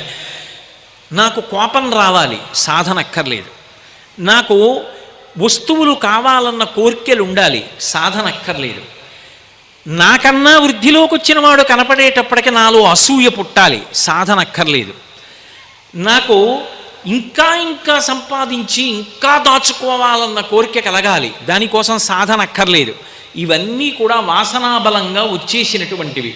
గత జన్మలలో మనసు ఏ విషయాల్ని పట్టుకుందో ఆ విషయాలు శరీరం మారిపోయినా జన్మ మారిపోయినా వాసనాబలంగా వచ్చేస్తాయి. మొదటి ప్రయత్నం దేనికి పనికి రావాలి అంటే, మనలో ఉన్నటువంటి దుర్గుణములను విడిచిపెట్టడానికి పనికి రావాలి. మీరు చూడండి, నేను ఒక ఉదాహరణ చెప్తాను, మీరు బాగా పట్టుకుంటారు. ఒక కట్టె తీసుకున్నాను అనుకోండి, ఆ కట్టెలో నీరు ఉంటుంది, నీరు ఉన్నది అని కనపడదు. మా చిన్నతనంలో వేడి నీళ్లు కాచుతుండేవాళ్ళం ఏదో పోసుకోవడానికి. ఆ కట్టె పట్టుకెళ్ళి అగ్నిహోత్రంలో పెడితే ఒకవైపు వెలుగుతూ ఉంటుంది, అది కాలి బొగ్గైపోతుంటే ఆ కొరకంచు అంటారు. ఆ కట్టెని పొయ్యి లోపలికి తోస్తూ ఉంటారు. అలా అది కాలుతుంటే దానిలో ఉన్న నీరు క్రమక్రమంగా వెనక్కి వచ్చేస్తుంది. వెనక్కి వచ్చేసి ఇక మంట చివరికి వచ్చేస్తోంది అనుకోండి, ఆ కట్టె చివరి భాగంలోకి నీరంతా ఉబికిపోయి బుడగలుగా వచ్చేసి ఇక వేడిని తట్టుకోలేక ఆవిరైపోతుంది. ఆవిరైపోయాక కట్టె కాలిపోతుంది. కట్టెలోనే ఉన్న నీరు కట్టెకి అగ్నిహోత్రం అంటుకున్న తరువాత ఇక అందులో ఉండలేక వెనక్కి వెళ్ళి ఇక దాన్ని ఆశ్రయించి ఉండలేక పైకి వెళ్ళిపోయి ఆవిరైపోయినట్టు భగవతి యొక్క ఉపాసన చేత ఆమె అనుగ్రహం వలన నాలో ఉన్న దుర్గుణములు ఒక్కొక్కటి రాలిపోవాలి. అలా రాలిపోయేటట్టుగా చెయ్యగలిగినటువంటి లక్షణం ఎవరి యందు ఉంటుంది అంటే, ఆ తల్లి దుర్గమ్మ యందు ఉంటుంది. అందుకే ఆవిడ పేరు దుర్గా. దుర్గా అన్న మాట మీరు జాగ్రత్తగా అర్థం చేసుకోవాలి. ఎంతో కష్టపడి ఉపాసన చేస్తే తప్ప అసలు ఆవిడ యొక్క అనుగ్రహం పొందడానికి సాధ్యం కానటువంటి పరదేవత కేవలము ఆ నామాన్ని ఉచ్చరించిన మాత్రం చేత, స్మరించినంత మాత్రం చేత సమస్తమైన శుభములను వర్షించడానికి ఒక రూపాన్ని పొంది వచ్చి కూర్చుంటే దాని పేరు దుర్గా. నిజంగా రూపాన్ని ఉపాసన చెయ్యాలనుకోండి, మంత్రం చెయ్యాలనుకోండి, ఒక హోమం చెయ్యాలనుకోండి, చాలా కష్టం. కానీ పరమకారుణ్యంతో వచ్చి కూర్చుని ఆ పేరు చెప్పినా, పేరు స్మరించినా, ఆవిడ రూపాన్ని స్మరించినా అనుగ్రహించేస్తానందనుకోండి, రాశీభూతమైనటువంటి దయాస్వరూపంగా వచ్చి కూర్చుంటే ఆవిడికి దుర్గా అని పేరు. నిజానికి దుర్గా అన్న మాటలో డకారము, ఉకారము, రకారము, గకారము, అకారము 5 అక్షరాలు కలిస్తే దుర్గా. దుర్గా అన్న పేరు ఎందుకు వచ్చిందంటే, ద అంటే దైత్యనాశనం. ఆమె రాక్షసులను పరిమారుస్తుంది. ఎక్కడెక్కడ ధర్మానికి వ్యతిరేకమైనటువంటి వాళ్ళు ఉంటారో వాళ్ళని పరిమార్చడం ఆమె యొక్క లక్షణం. 2 దుర్గా ద ఉకారము విఘ్ననాశనం, అంటే విఘ్నములను తీసేస్తుంది ఆవిడ. ఏదైనా ఓ కార్యం తలపెట్టగానే అది జరగకుండా అడ్డొచ్చేటటువంటి ప్రతిబంధకాన్ని తీసేస్తుంది, అందుకని విఘ్ననాశనం చేస్తుంది. రోగనాశనం, శరీరానికి వచ్చేటటువంటి రోగమును పోగొట్టి ఆ శరీరము ఆరోగ్యంగా ఉండి భగవతిని ఉపాసన చెయ్యడానికి కావలసిన శక్తిని అనుగ్రహిస్తుంది కాబట్టి గత జన్మలలోనూ ఈ జన్మలోనూ ఇతపూర్వం చేసినటువంటి పాపములు ఏమున్నాయో ఆ పాపములు ఆవిడని అనుగ్రహాన్ని పొందడానికి వెళ్ళేటటువంటి మార్గంలో అడ్డొచ్చి ఆవిడ వైపుకి నడవకుండా అడ్డుపడకుండా తొలగిస్తుంది, పాపములను తొలగిస్తుంది. కాబట్టి అకారము చేత శత్రుభయాన్ని తీసేస్తుంది. శత్రుభయం అంటే శత్రువుల్ని చంపుతుంది అని అన్వయం చేయకూడదు. నా మీద శత్రుభావన ఎవడు పెట్టుకున్నాడో వాడికి శత్రుభావన పోతుంది. నిష్కారణంగా శత్రుభావన పెట్టుకున్నాడు, నిజంగా ఆయన నా మీద చేస్తున్న ఆరోపణలు శుద్ధ అబద్ధాలన్న విషయం ఆయనకు కూడా తెలుసు. కానీ ఒక తృప్తి, వాడి మీద బురద జల్లితే నాకు సంతోషమని ఆ బుద్ధి ఆయన ఎందు పోతుంది. కొంతకాలానికి పోయి తప్పు రాని చేస్తున్నది ఎందుకు నిష్కారణంగా నేను ఆయన మీద బురద జల్లడం, ఆయన మంచివాడో చెడ్డవాడో నాకు తెలీదా, ఇక పైన నేను ఈ పని చెయ్యను అని అవతలవాడిలో మార్పు వచ్చి నేను ఆయన చెయ్యి పట్టుకొని పరమ సంతోషంతో ప్రస్థానం చేసేటటువంటి అవకాశం ఇస్తుంది. వాడు ధర్మ వ్యతిరేకి అయి బుద్ధి మారకపోతే అప్పుడు పరిభావిస్తుంది. కాబట్టి శత్రునాశనం చేస్తుంది, భయనాశనం చేస్తుంది. దేని గురించి భయపడుతున్నామో ఆ భయం లేకుండా తల్లి చేస్తుంది. వీటన్నిటినీ ఏకకాలమునందు ఇవ్వగలిగినది కాబట్టి దుర్గా.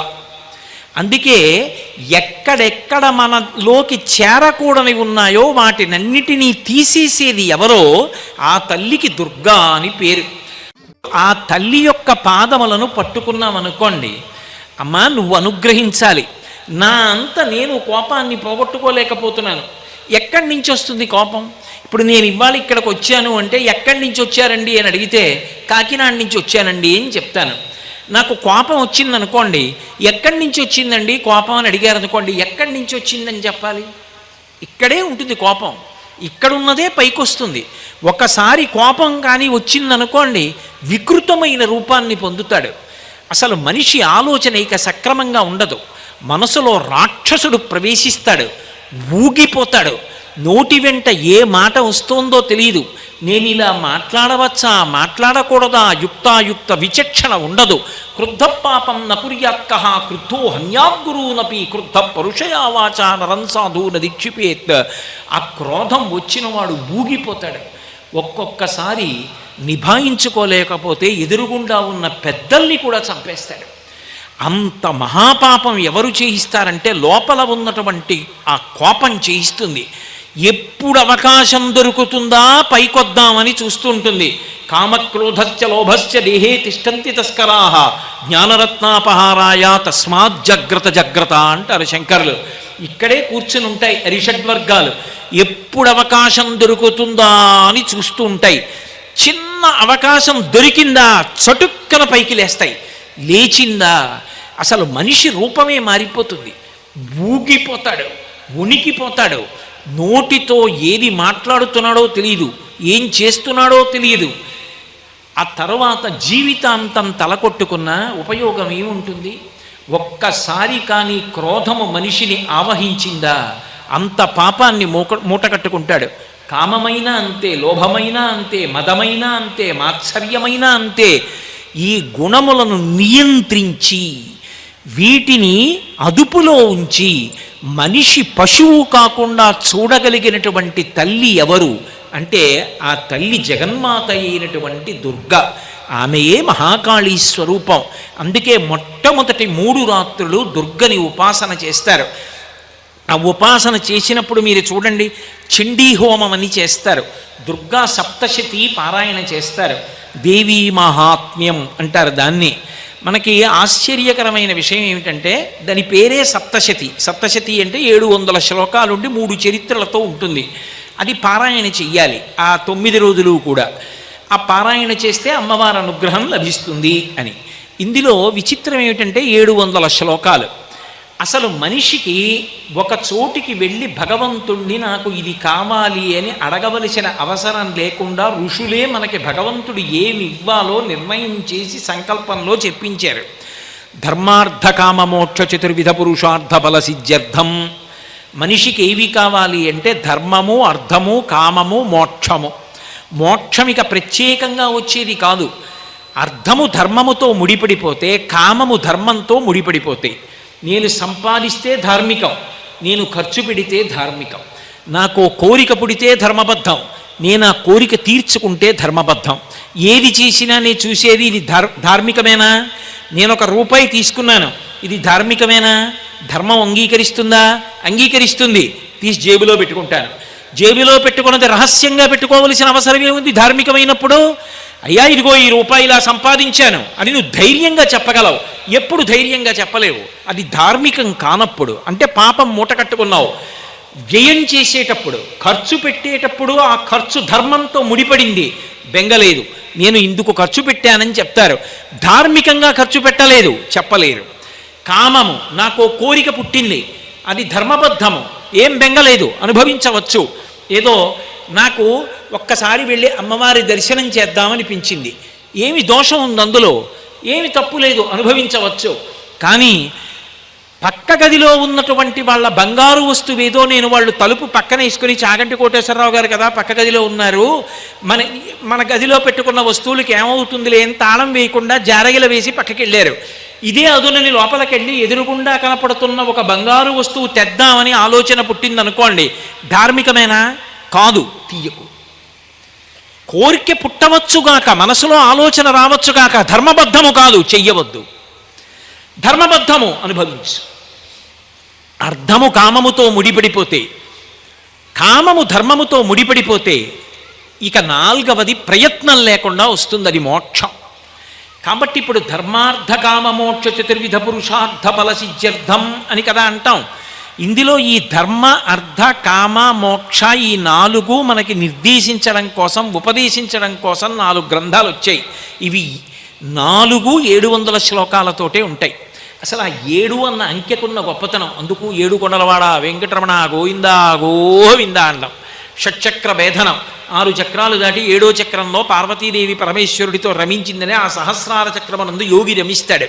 ఆ 7 అంకె అంత గొప్పది. కాబట్టి 7 లోకాలు అన్నీ ఆ 7 చేత ప్రతిపాదింపబడతాయి.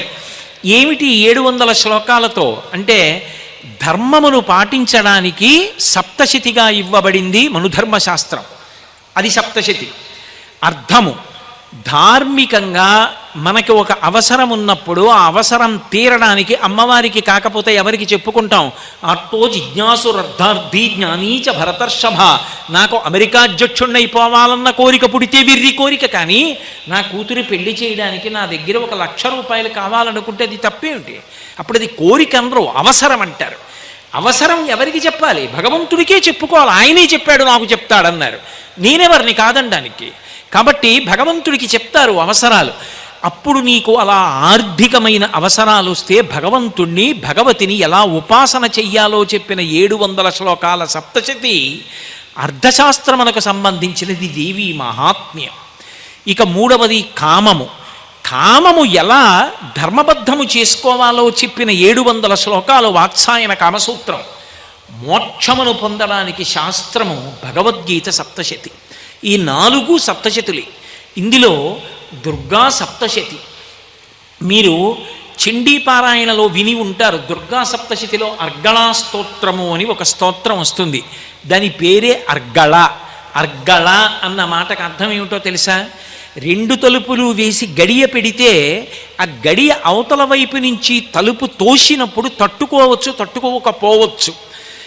చాలామంది నివాసం ఉంటున్నటువంటి ప్రాంగణాల మధ్యలో ఇల్లు కట్టుకున్నాను అనుకోండి, ఏదో పైన ఓ చిన్న చిడత, అడ్డంగా ఓ చిడత, కిందో చిడత ఉంటే చాలు. ఒకవేళ మరిచిపోయి ఒక్క చిడత వేసినా చాలు, ఎవరు తలుపు తొయ్యరు చప్పుడయ్యేటట్టుగా. కొద్దిగా నిర్మానుష్యంగా దూరంగా ఉన్న ఇళ్ల మధ్యలో నేను ఉంటున్నాను అనుకోండి, తలుపులు రెండు దగ్గరికి వేసి అడ్డగడియ అంటారు. అంటే యువతల వైపు నుంచి గడియ తిప్పి అవతల వైపు ఉండేటటువంటిది ఓ చిన్న ఏదో ఇలా చేతి అమరికలా ఉంటుంది, అందులోకి గడియ వేసి వదిలిపెట్టరు. మళ్ళీ తలుపుకి అడ్డంగా ఒక కొయ్య దొంగ పెడతారు, అటు ఇటు ఇలా రెండు చేతుల్లాంటి అమరిక ఉంటుంది. ఇప్పుడంటే చాలా చోట్ల అవి కనపట్టం లేదు, కానీ అడ్డంగా పెడతారు దొంగ. ఆ అడ్డంగా పెట్టినటువంటి దొంగకు అర్గళ అని పేరు. ఒక్కసారి కానీ శారదా నవరాత్రులలో త్రికరణ శుద్ధిగా అమ్మవారిని ఉపాసన చేసి అర్గళా స్తోత్రం చదివితే దాని వలన ఏ సిద్ధి కలుగుతుంది అంటే గడియ పడుతుంది. గడియ పడితే ఏమవుతుంది అంటే ఇంక దుర్గుణములు లోపలికి వెళ్ళవు. దుర్గుణములు లోపలికి వెళ్ళవు అన్న మాటకు అర్థం ఏమిటో తెలుసా? నేను కంటితో చూడవచ్చు, కానీ దాని వలన నా మనసులో మాత్రం దుర్మార్గమైన భావన రాదు. అది అర్గళ అన్న మాటకు అర్థం. మీకు నేను ఒక ఉదాహరణ చెప్పాలంటే, నేను అక్కడ ఎవరో పిల్ల కూర్చుని ఉంది, అప్పటిదాకా నాట్యం చేసింది, ఆ నాట్యం చేసిన దుస్తులు కట్టుకుంది. నేను ఆ పిల్లవంక అలా చూస్తున్నాను అనుకోండి, చూసిన వాళ్ళు ఎవరైనా అదేమిటండి ఆ పిల్లవంక ఆయన అలా చూస్తున్నాడు అని అనుకోవచ్చు. నిజమే, బాహ్యంలో నేను ఆ పిల్లవంక అలా చూస్తూ ఉండవచ్చు, కానీ నేను ఆ పిల్లవంక చూస్తున్నప్పుడు నా మనసులో వస్తున్నటువంటి భావన, ఓ నా తల్లి ఆ చిదంబరంలో చిత్సభలో నటరాజస్వామితో కలిసి నాట్యం చేసినప్పుడు ఇలాగే నాట్యం దుస్తులు ధరించి ఉండి ఉంటుంది. ఆ ప్రదోష వేళలో శంకరుడితో కలిసి నృత్యం చేస్తూ ఉంటే వ్యాఘ్రపాదుడు పతంజలి చూస్తూ ఉండుంటారు. నా తల్లి నాట్యం చేయడానికి వెళ్లే ముందు ఇలాగే కూర్చునుంది. నందీశ్వరుడు మొదలైన వాళ్ళు వాద్యఘోష మొదలుపెట్టగానే నా తల్లి కూడా వేదిక మీదకి వెడుతుంది, శంకరుడితో కలిసి నాట్యం చేస్తుంది. లాస్యప్రియా లయకరీ. ఏమి నా తల్లి, నా తల్లి ఈ రూపంలో ప్రదోష వేళలో ఇలా కూర్చుందా ఏమి అని నేను మనసులో భావన పొందుతున్నాను. ఇప్పుడు నేను చూడడం వికారంగా కనిపించవచ్చు, ఎందుకు అలా చూస్తున్నాడు అనిపించవచ్చు, కానీ దుర్మార్గమైన భావన ఏదైనా నాలో కలిగిందా? కలగదు, అడ్డుపడింది. పడి ఆ పిల్ల యందు నేను సాయంకాలం ప్రదోష వేళలో చిత్సభలో కనకసభలో చిదంబరంలో నృత్యం చేయడానికి నటరాజస్వామితో కలిసి వెడుతున్నటువంటి జగన్మాత దర్శనం చేస్తున్నాను. మనసు శుద్ధమై ఉత్తమ భావనలు వచ్చి దుర్మార్గ భావనలు ఇంద్రియములు చూసినప్పుడు కలగకుండా చెయ్యగలిగినటువంటి శక్తి ఎవరున్నదో, ఏ తల్లి ప్రచోదనంగా ఆలోచననిస్తుందో ఆ తల్లి అనుగ్రహం అర్గళా స్తోత్రము ద్వారా ప్రసరిస్తుంది. అందుకే ఈ దేవీ నవరాత్రులలో అర్గళా స్తోత్రం చేసి అమ్మవారిని పదే పదే అడుగుతారు. మీరు విజయవాడ కనకదుర్గమ్మ దేవాలయం దగ్గర కూర్చున్నా, ఎక్కడ దేవీ నవరాత్రులు జరుగుతున్న చోట సప్తశతీ పారాయణం జరుగుతున్నా మీకు ఈ మంత్రం వినపడుతుంది. రూపం దేహి, జయం దేహి, యశో దేహి, దిశో జహి. ఇది ఎన్నో మార్లు చెప్తారు, చెప్పి హవిస్సిస్తారు అమ్మవారికి. రూపం దేహి, అమ్మ నాకు మంచి రూపాన్ని. ఏమిటి మంచి రూపం? కొత్తగా ఏమైనా మారిపోతుందా? నల్లగా ఉన్నవాడు తెల్లగా అయిపోతాడా? తెల్లగా ఉన్నవాడు నల్లగా అయిపోతాడా? అందంగా ఉన్నవాడన్న మాటకు అర్థం ఏమిటి? ఎవడికి అందంగా ఉండాలి? నీ భర్తకి నువ్వు అందంగా ఉంటే చాలు, నా భార్యకి నేను అందంగా ఉంటే చాలు. ఇంకెవరికి ఉండాలి? ఉండకపోతే వచ్చిన నష్టం ఏమిటి? ఎవరికి ఎవరు ఎంత అందంగా ఉండాలి అసలు లోకంలో? మరి ఏమిటి రూపం దేహి అంటే నాకు రూపం ఇయ్యి అని అడగడం ఏంటి? రూపం లేదా? ఇప్పుడు నీకు కాళ్ళు లేవా, చేతులు లేవా, చెవులు లేవా, ముక్కు లేవా, కళ్ళు లేవా, నోరు లేదా, రూపం లేదా, పేరు లేదా? ఎందుకు అడుగుతున్నావు? ఏమిటి రూపం దేహి అంటే? ఏ రూపాన్ని కోరుతున్నాడంటే నిజానికి అన్ని రూపముల యొక్క ఆలవాలమైనటువంటి రూపమేది అంటే అసలు నిజానికి వెలుగు. అందుకే దివు అంటారు, కాంతి. అసలు ఆ తల్లి యొక్క రూపమేది అంటే ఆ వెలుతురు ఆమె యొక్క స్వరూపం. ఆమె జగన్మాతయి క్రీడిస్తుంది, ప్రకాశిస్తుంది. అందుకే జగజ్జనని దేవీ అని పిలుస్తారు, దేవీ భాగవతం అంటారు. దేవి అంటే దివ్ అంటే క్రీడించున్నది, ప్రకాశించున్నది. ప్రకాశము ఆమె యొక్క రూపము. ప్రకాశము లేదనుకోండి రూపము కనబడదు. ఇప్పుడు ఈ దీపాలేవి లేవనుకోండి, నా రూపం ఎలా కనబడుతుంది? మీ రూపాలు నాకెలా కనబడతాయి? అసలు నిజానికి రూపములకన్నిటికీ కూడా పరాకాష్ఠ అయిన రూపమేది అంటే వెలుగు. ఆ వెలుగు ఏదో మాకు తెలియాలి, ఆ వెలుగు ఎందు మేము లీనమైపోవాలి, ఆ వెలుగు మేమైపోవాలి. ఇక ఆ వెలుగు కన్నా వేరుగా మేము ఉండకూడదు. నది చూడండి, ప్రవహించి ప్రవహించి ప్రవహించి ప్రవహించి వెడుతుంది. వెళ్ళి వెళ్ళి వెళ్ళి వెళ్ళి చివరికేమవుతుంది, సముద్రంలో కలిసిపోతుంది. కలిసిపోయిన తర్వాత ఇక నదేది, పేరేది, నీరేది, రుచేది, రూపమేది లేదు, సముద్రంలో కలిసిపోయింది. శంకరులు శివానందలహరి చేస్తూ అంటారు, అంకూలం నిజబీజ సంతతిరయస్కాంతో ఫలం సూచిక సాధ్వీ నైజ విభుం లతాక్షితిరుహం సింధు సరిద్వల్లభం ప్రాప్నోతీహ యథా తథా పశుపతే పాదారవిందద్వయం చేతో వృత్తిరుపేత్య తిష్టతి సదా సా భక్తిరుత్యుచ్యతే అంటారు. ఆఖరికి నది వెళ్ళి సముద్రమునందు సంగమించిపోయినట్టుగా నేను రూపమన్నది లేకుండా, నామమన్నది లేకుండా భగవంతుని యందు ఐక్యమైపోవడమే భక్తి యొక్క పరాకాష్ఠ. అదిగో అటువంటి స్థితిని నాకు కల్పించదవుగాక. అది రూపం దేహి, జయం దేహి. ఏమిటి జయం కావాలి నీకు అంటే, జీవితము నిత్య సంగ్రామం, ప్రతి క్షణం సంగ్రామం జరుగుతూనే ఉంటుంది. అందుకే వినాయకుడిని ఒక మాట అడుగుతాం, సంగ్రామే సర్వకార్యేషు విఘ్నస్తస్య నజాయతే. ఏమిటి సంగ్రామం, ఏమిటి యుద్ధానికి ఎడతావు నువ్వు అంటే, యుద్ధానికంటే నిజంగా కత్తి కర్ర పట్టుకుని ఎడుతున్నానని కాదు, జీవితంలో ప్రతి క్షణం యుద్ధమే. ప్రతి క్షణం యుద్ధంలో జయం దేనివల్ల పొందుతాడో తెలుసా? కర్తవ్యత నిష్ఠ చేత పొందుతాడు. ఇది మీరు బాగా పట్టుకోవాలి, కర్తవ్యత దృష్టి. అందుకే మీరు జాగ్రత్తగా గమనించండి, ఎక్కడా కూడా ఆర్షవాంగ్మయంలో బాధ్యత అన్న మాట వాడరు.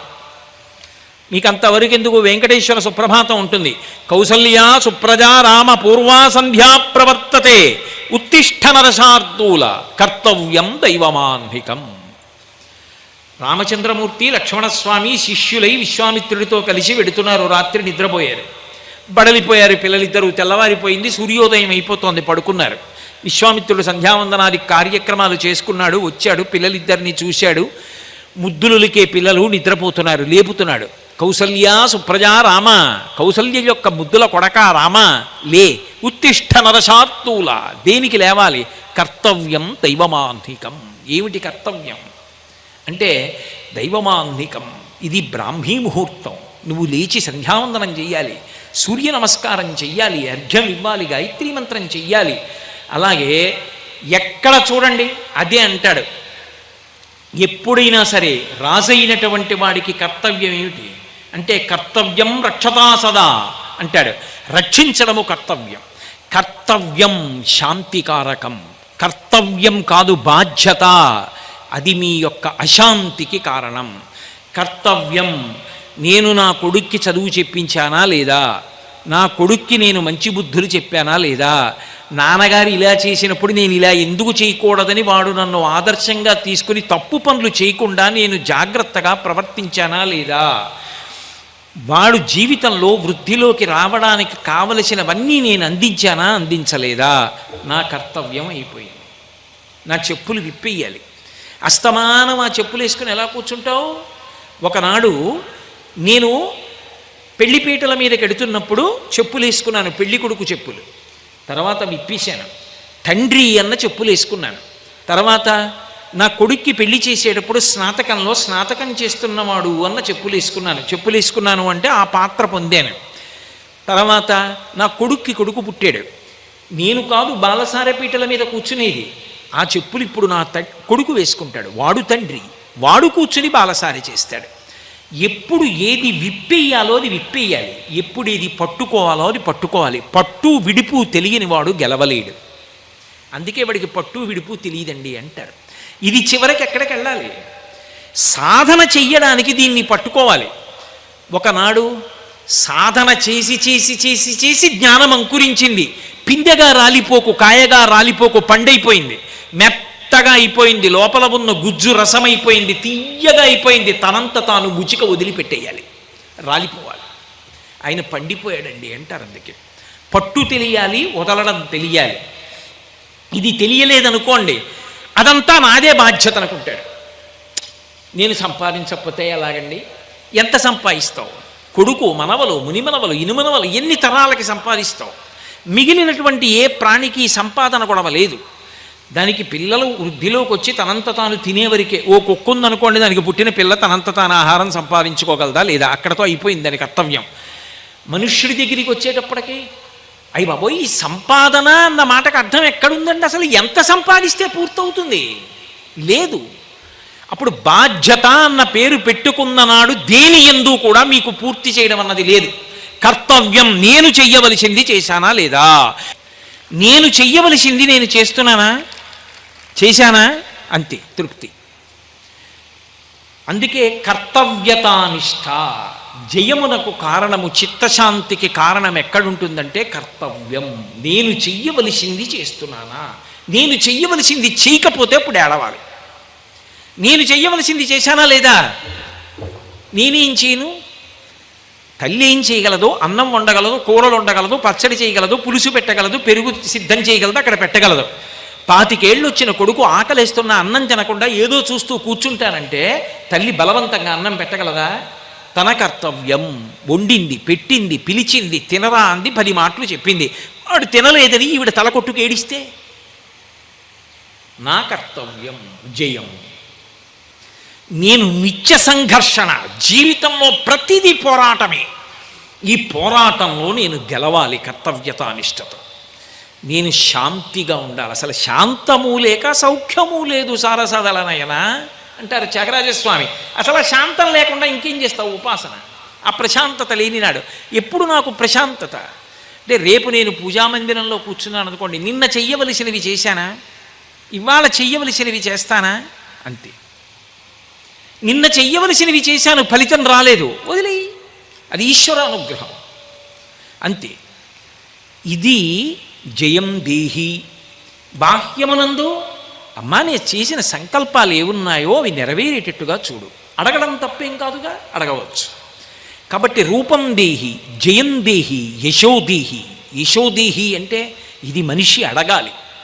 ఎందుకని అంటే ఈ శరీరం ఎంతకాలం ఉంటుంది? ఏదో కాలంలో కొంతకాలం ఉంటుంది. ఉండి ఉండి ఉండి ఉండి శరీరం పడిపోతుంది. కానీ మనిషి ఏ శరీరంతో మిగిలిపోతాడు అంటే కీర్తి శరీరంతో మిగిలిపోతాడు. మీరు చూడండి, నేను ఒకప్పుడు తిరుమల దర్శనానికి వెళ్ళాను. వెళ్ళి వరుసల్లో నిలబడి దర్శనానికి వెడుతున్నాను. ఘంటసాల గారి భగవద్గీత వినపడుతోంది. నేను ఘంటసాల గారి భగవద్గీత విని ఎంత పొంగిపోయి అనుకున్నాను, మహానుభావుడు ఎక్కడో కురుక్షేత్రంలో కృష్ణ భగవానుడు అర్జునుడికి చెప్పిన భగవద్గీత ఇవాళ వెంకటాచలంలో సాక్షాత్తు ఆ స్వామియే వచ్చి ఇక్కడ పద్మపీఠం మీద నిలబడ్డాడు. ఆయనకి వినపడుతోంది ఈయన చెప్తున్న భగవద్గీత. ఆయన ఎంత తమాషా అనుకుంటాడు, నేను చెప్పిన భగవద్గీత ఎంత రమించి చెప్పాడు అని ఆ స్వామి విని నవ్వుకోరు, సంతోషించరు? ఆయన కంఠం వెళ్ళిపోయింది, ఆయన శరీరం వెళ్ళిపోయింది, కానీ ఆ కంఠం మాత్రం ఇప్పటికీ ఏడుకొండల వాడి దగ్గర భగవద్గీత చెప్పి సేవ చేస్తూనే ఉంది. అది యశో శరీరం. ఆయన వెళ్ళిపోయి దశాబ్దాలవచ్చు, కానీ ఆయన పేరు చెప్పేటప్పటికే అబ్బా గంధర్వగానం అండి అంటాం. అందుకు కదూ విజయవాడ పట్టణం ఆ మహానుభావుడికి పట్టాభిషేకం చేసింది గౌరవించి. ఘంటసాల ప్రాంగణం అని ఒక ప్రాంగణమే పెట్టింది. కాబట్టి యశో శరీరుడయ్యాడు ఆయన. కాబట్టి యశోదేహి, మంచి పని చేస్తే కీర్తి లభిస్తుంది అంటే దాని అర్థం, అమ్మా నేను మంచి పనులు చేసేటట్టుగా చెయ్యి. మంచి పని ఎప్పుడు చేస్తావు? మంచి సంకల్పం వస్తే. మంచి సంకల్పం ఎప్పుడు వస్తుంది? మంచివి చూస్తే, మంచివి వింటే. అసలు మంచి వినకుండా ఎక్కడో భయంకరమైన విషయాలన్నీ విన్నవాడికి మంచి సంకల్పం ఎందుకు పుడుతుంది? పుట్టదు. అందుకని మంచివి వినాలి, మంచివి చూడాలి, మంచివి తినాలి, మంచివి ముట్టుకోవాలి, మంచివి వాసన చూడాలి, మంచి ఆలోచన రావాలి, మంచి నిర్ణయం చేయాలి, మంచి పని చేయాలి, దానివల్ల కీర్తి పొందాలి. అలా నన్ను అనుగ్రహించు. కాబట్టి రూపం దేహి, జయం దేహి, యశోదేహి, దిశోజహి. అమ్మా మేము శత్రువుల్ని గెలిచేటట్టుగా చెయ్యి. ఎవరా శత్రువులు అంటే బాహ్య శత్రువులు కాదు, లోపల ఉన్న శత్రువులు. ఇందాక మీతో మనవి చేశానే, కామక్రోధ లోభ మద మోహ మాత్సర్యములు. వాటిని గెలవగలగడం నాకు రావాలి. అంటే గెలవడం అంటే వాటిని పరిశీలించడం నేను నేర్చుకోవాలి. ఒక్కసారి కోపం వచ్చింది, ఎక్కడి నుంచి వచ్చింది? ఎందుకంత ఊగిపోతున్నాను నేను? ఎందుకు నా మాట అదుపు తప్పిపోతోంది? నన్ను నేను పరిశీలించుకొని ఉత్తర క్షణంలో నిభాయించుకోగలగాలి. జీర్ణాం సవై పురుషముచ్యతే అంటారు. పాము తన కుబుసాన్ని తాను వదిలిపెట్టేసినట్టు నా కోపాన్ని నేను వదిలిపెట్టగలగాలి, తెచ్చిపెట్టుకోవాలి. ఏదో నియంత్రించడానికి ఇలా వేలు చూపించాలి అంతే. నియంత్రించడం అయిపోయింది, వదిలిపెట్టేయాలి. అంతేకాని ఇక చచ్చిపోయే వరకు మనసులో పెట్టుకుని అదే పనిగా క్రోధంతో బ్రతకకూడదు. అంతకన్నా భయంకరమైన జీవితం ఇంకొకటి ఉండదు. కాబట్టి అలా అమ్మా నేను శత్రువులను గెలవగలిగినటువంటి అవకాశం నాకు కల్పించు. అందుకే ఎవరా దుర్గమ్మ? ఆ దుర్గమ్మయే మహిషాసుర మర్దని, ఎవరో కాదు. ఏమిటి మహిషాసుర మర్దనం? ఎప్పుడో మహిషాసురుణ్ణి మర్దించిందా? ఇప్పటికీ దేవీ నవరాత్రులా? ఎందుకండి ఇది? ఎప్పుడో జరిగిపోయింది, ఓసారి తలుచుకుని వదిలిపెట్టేస్తే సరిపోదా? ఎందుకు అలా చేస్తూ ఉండడం? అంటే మీరొక్కటి బాగా జ్ఞాపకం పెట్టుకోండి. మహిషాసురుడనేటటువంటి వాడు ఒక రాక్షసుడిగా భౌతికంగా అంతరించిపోయి ఉండవచ్చు, కానీ ఆ రాక్షస ప్రవృత్తి మాత్రం ఇప్పటికీ లోకంలో బ్రతికుంటుంది. ఆ మహిషాసురుడు చచ్చిపోవాలి. ఎవరా మహిషాసురుడు? అంటే మహిషాసురుడు రంభాసురుడి యొక్క కొడుకు. ఆయన బ్రహ్మగారి గురించి తపస్సు చేశాడు. అసలు తండ్రే ముందు తపస్సు చేసి 3 లోకములను గెలవగలిగిన మహావీరుడు నాకు కొడుకుగా కావాలన్నాడు. అటువంటి వాడు పుట్టాడు. ఉన్నది చాలదన్నట్టుగా ఈయన తపస్సు చేశాడు. ఏం కావాలన్నాడు బ్రహ్మగారు? నేను ఎవ్వరి చేతిలో చనిపోకూడదన్నాడు. ఎవ్వరి చేతిలో చనిపోకూడదన్న వరం ఎందుకు అడగాలి? అంటే శరీరం ఉండాలి. ఉంటే ఏం చేస్తావు? భోగాలు అనుభవిస్తా. భోగాలు అనుభవించాలంటే ఏం చేస్తావు? ఎవడి దగ్గర నీకు నచ్చిందో అది ఎత్తుకొస్తా. అంటే ధర్మం పోతుందా? పోదా? అందుకని బ్రహ్మగారు అన్నారు, అలా కుదరదు. ఏదో ఒక్క స్థానం వల్ల చచ్చిపోతానని అడుగు. అలా అసలు చచ్చిపోనన్నది కుదరదు. ఒక్క ధర్మం కావాలంటే చిరంజీవిత్వం పొందుతాడు. విభీషణుడు ధర్మం కావాలన్నాడు, చిరంజీవి అయ్యాడు. దేనివల్ల చచ్చిపోతావు నువ్వే అడుగన్నాడు. అంటే రావణాసురుడు చూడండి, రామాయణంలో తృణభూతాహితామన్యే ప్రాణినో మానుషాదయ అంటాడు. మనుషుల గురించి నేను అడగను, వాళ్ళు గడ్డి పరకతో సమానం అంటారు. అలా మహిషాసురుడు అన్నాడు, అబల ఆడది నన్నేం చేస్తుంది? అసలు ఆడదాని చేతిలో చచ్చిపోకూడదన్న మాటే నేను అడగను. అంటే మహిష ప్రవృత్తి ఎందున్న దోషం ఏమిటి అంటే, ఆడది అంటే అబల. ఆడది అన్న మాట నేను వాడినప్పుడు గుండెలు బాదుకుని ఏదో తప్పు మాట వాడేసినట్టుగా బెంగపెట్టుకోకూడదు. ఆడది అన్నది తెలుగు మాట. ఆడతనము, ఆడది, ఇది చాలా చాలా చాలా గొప్ప మాట. ఎందుకో తెలుసా? ఆడపిల్ల అంటే లక్ష్మి అని గుర్తు. ఆడపిల్ల అక్కడికి వెళ్ళిపోతుంది, నారాయణమూర్తిని వెతుక్కుంటూ ఇక్కడ పుట్టింది. లక్ష్మి నా ఇంట పుట్టి నారాయణుడి దగ్గరికి వెళ్ళిపోతుంది. ఎందుకు పుట్టింది? నన్ను తరింపచేయడానికి పుట్టింది ఈ పిల్ల. మగపిల్లవాడు పుడితే ఒక వంశాన్ని తరింపజేస్తాడు, ఆడపిల్ల 2 వంశములను తరింపజేస్తుంది. ఆడది అన్న మాట వాడితే ఏదో తప్పనుకుని బెంగపెట్టుకోకూడదు. లక్ష్మి అని గుర్తు. అటువంటి ఆడపిల్లని చులకన చేశాడు. ఆడది నన్నేం చేస్తుంది కాబట్టి నేను అసలు అడగను, ఆడదాని చేతిలో అయితే చచ్చిపోతానన్నాడు. అంటే ఏమిటి? చంపగలదని కాదు, నన్నేం చేస్తుందని. అది మహిష ప్రవృత్తి. ఇవాళ శారదా నవరాత్రులు చెయ్యవలసిన అవసరం ఎంత ఎక్కువ ఉందో ఈ ఒక్క విషయాన్ని బట్టి మీకు అర్థమై ఉంటుంది. ఆ చులకన భావన పనికిరాదు. అసలు ఈ లోకమంతా ఉన్నది అంటే దేని వలన నిలబడింది? కేవలముగా స్త్రీ వలన మాత్రమే నిలబడింది. స్త్రీ తాను ఒకవేళ అగత్యం ఏర్పడితే మరణిస్తానని తెలుసు. ఒక్కొక్కసారి గర్భిణీ అయినటువంటి స్త్రీ ప్రసవించేటప్పుడు మరణించవచ్చు. ఏ కాలు జారి నెలలు నిండిన తర్వాత పడిపోతే ఎటువంటి ప్రమాదమైనా సంభవించవచ్చు. లోపల ఉన్న బిడ్డ కోసం ఎన్నో తినడం మానేయాలి. శారీరకంగా ఎంతో వికారమైనటువంటి రూపాన్ని పొందాలి. ఏ రాత్రి నిప్పులొస్తాయో, ఎక్కడికి తీసుకెళ్లాలో, ఆ లోపలికి వెడుతున్నప్పుడు తాను జనన మరణములనేటటువంటి 2 కోరల మధ్య చిక్కుపడి ఉన్నాను, లేదా మృత్యుదేవత 2 కోరల మధ్య చిక్కి ఉన్నాను. మృత్యుదేవత నోటి 2 కోరల చిక్కి బ్రతికినొకవేళ బ్రతుకవచ్చు. ఇన్ని తెలుసున్నా ఆ అమ్మతనం కోసమని చెప్పి తాను మరణించడానికైనా సిద్ధపడి గర్భం ధరిస్తోంది స్త్రీ. తనని కట్టుకున్న భర్త అతని కన్నా గొప్పవాడు లేడు ఆమెకు. అటువంటి భర్త కాస్త అన్నం పెట్టవే, ఆకలిస్తోంది, కాస్త పదార్థం పెట్టవే అంటే వెళ్ళి పచనం చేసి పట్టుకొచ్చి పెడుతోంది అగ్నిహోత్రం మీద. అదే కడుపున పుట్టిన బిడ్డ క్యారుమని ఏడిస్తే ఆమె నెత్తురు పాలగా మార్చి గుండెల్లోంచి పడుతోంది. అటువంటి స్త్రీకి భగవంతుడంతటి వాడు ఎంత గౌరవం ఇచ్చాడో తెలుసా? పురుషుడైతే అవకాశం ఉంటే నా మ్రోల వచ్చి సాష్టాంగ నమస్కారం చెయ్యాలి. స్త్రీ అవకాశం ఉన్నా, దేవాలయం ఖాళీగా ఉన్నా వచ్చి నా మ్రోల కింద పడి నమస్కారం చెయ్యవద్దు.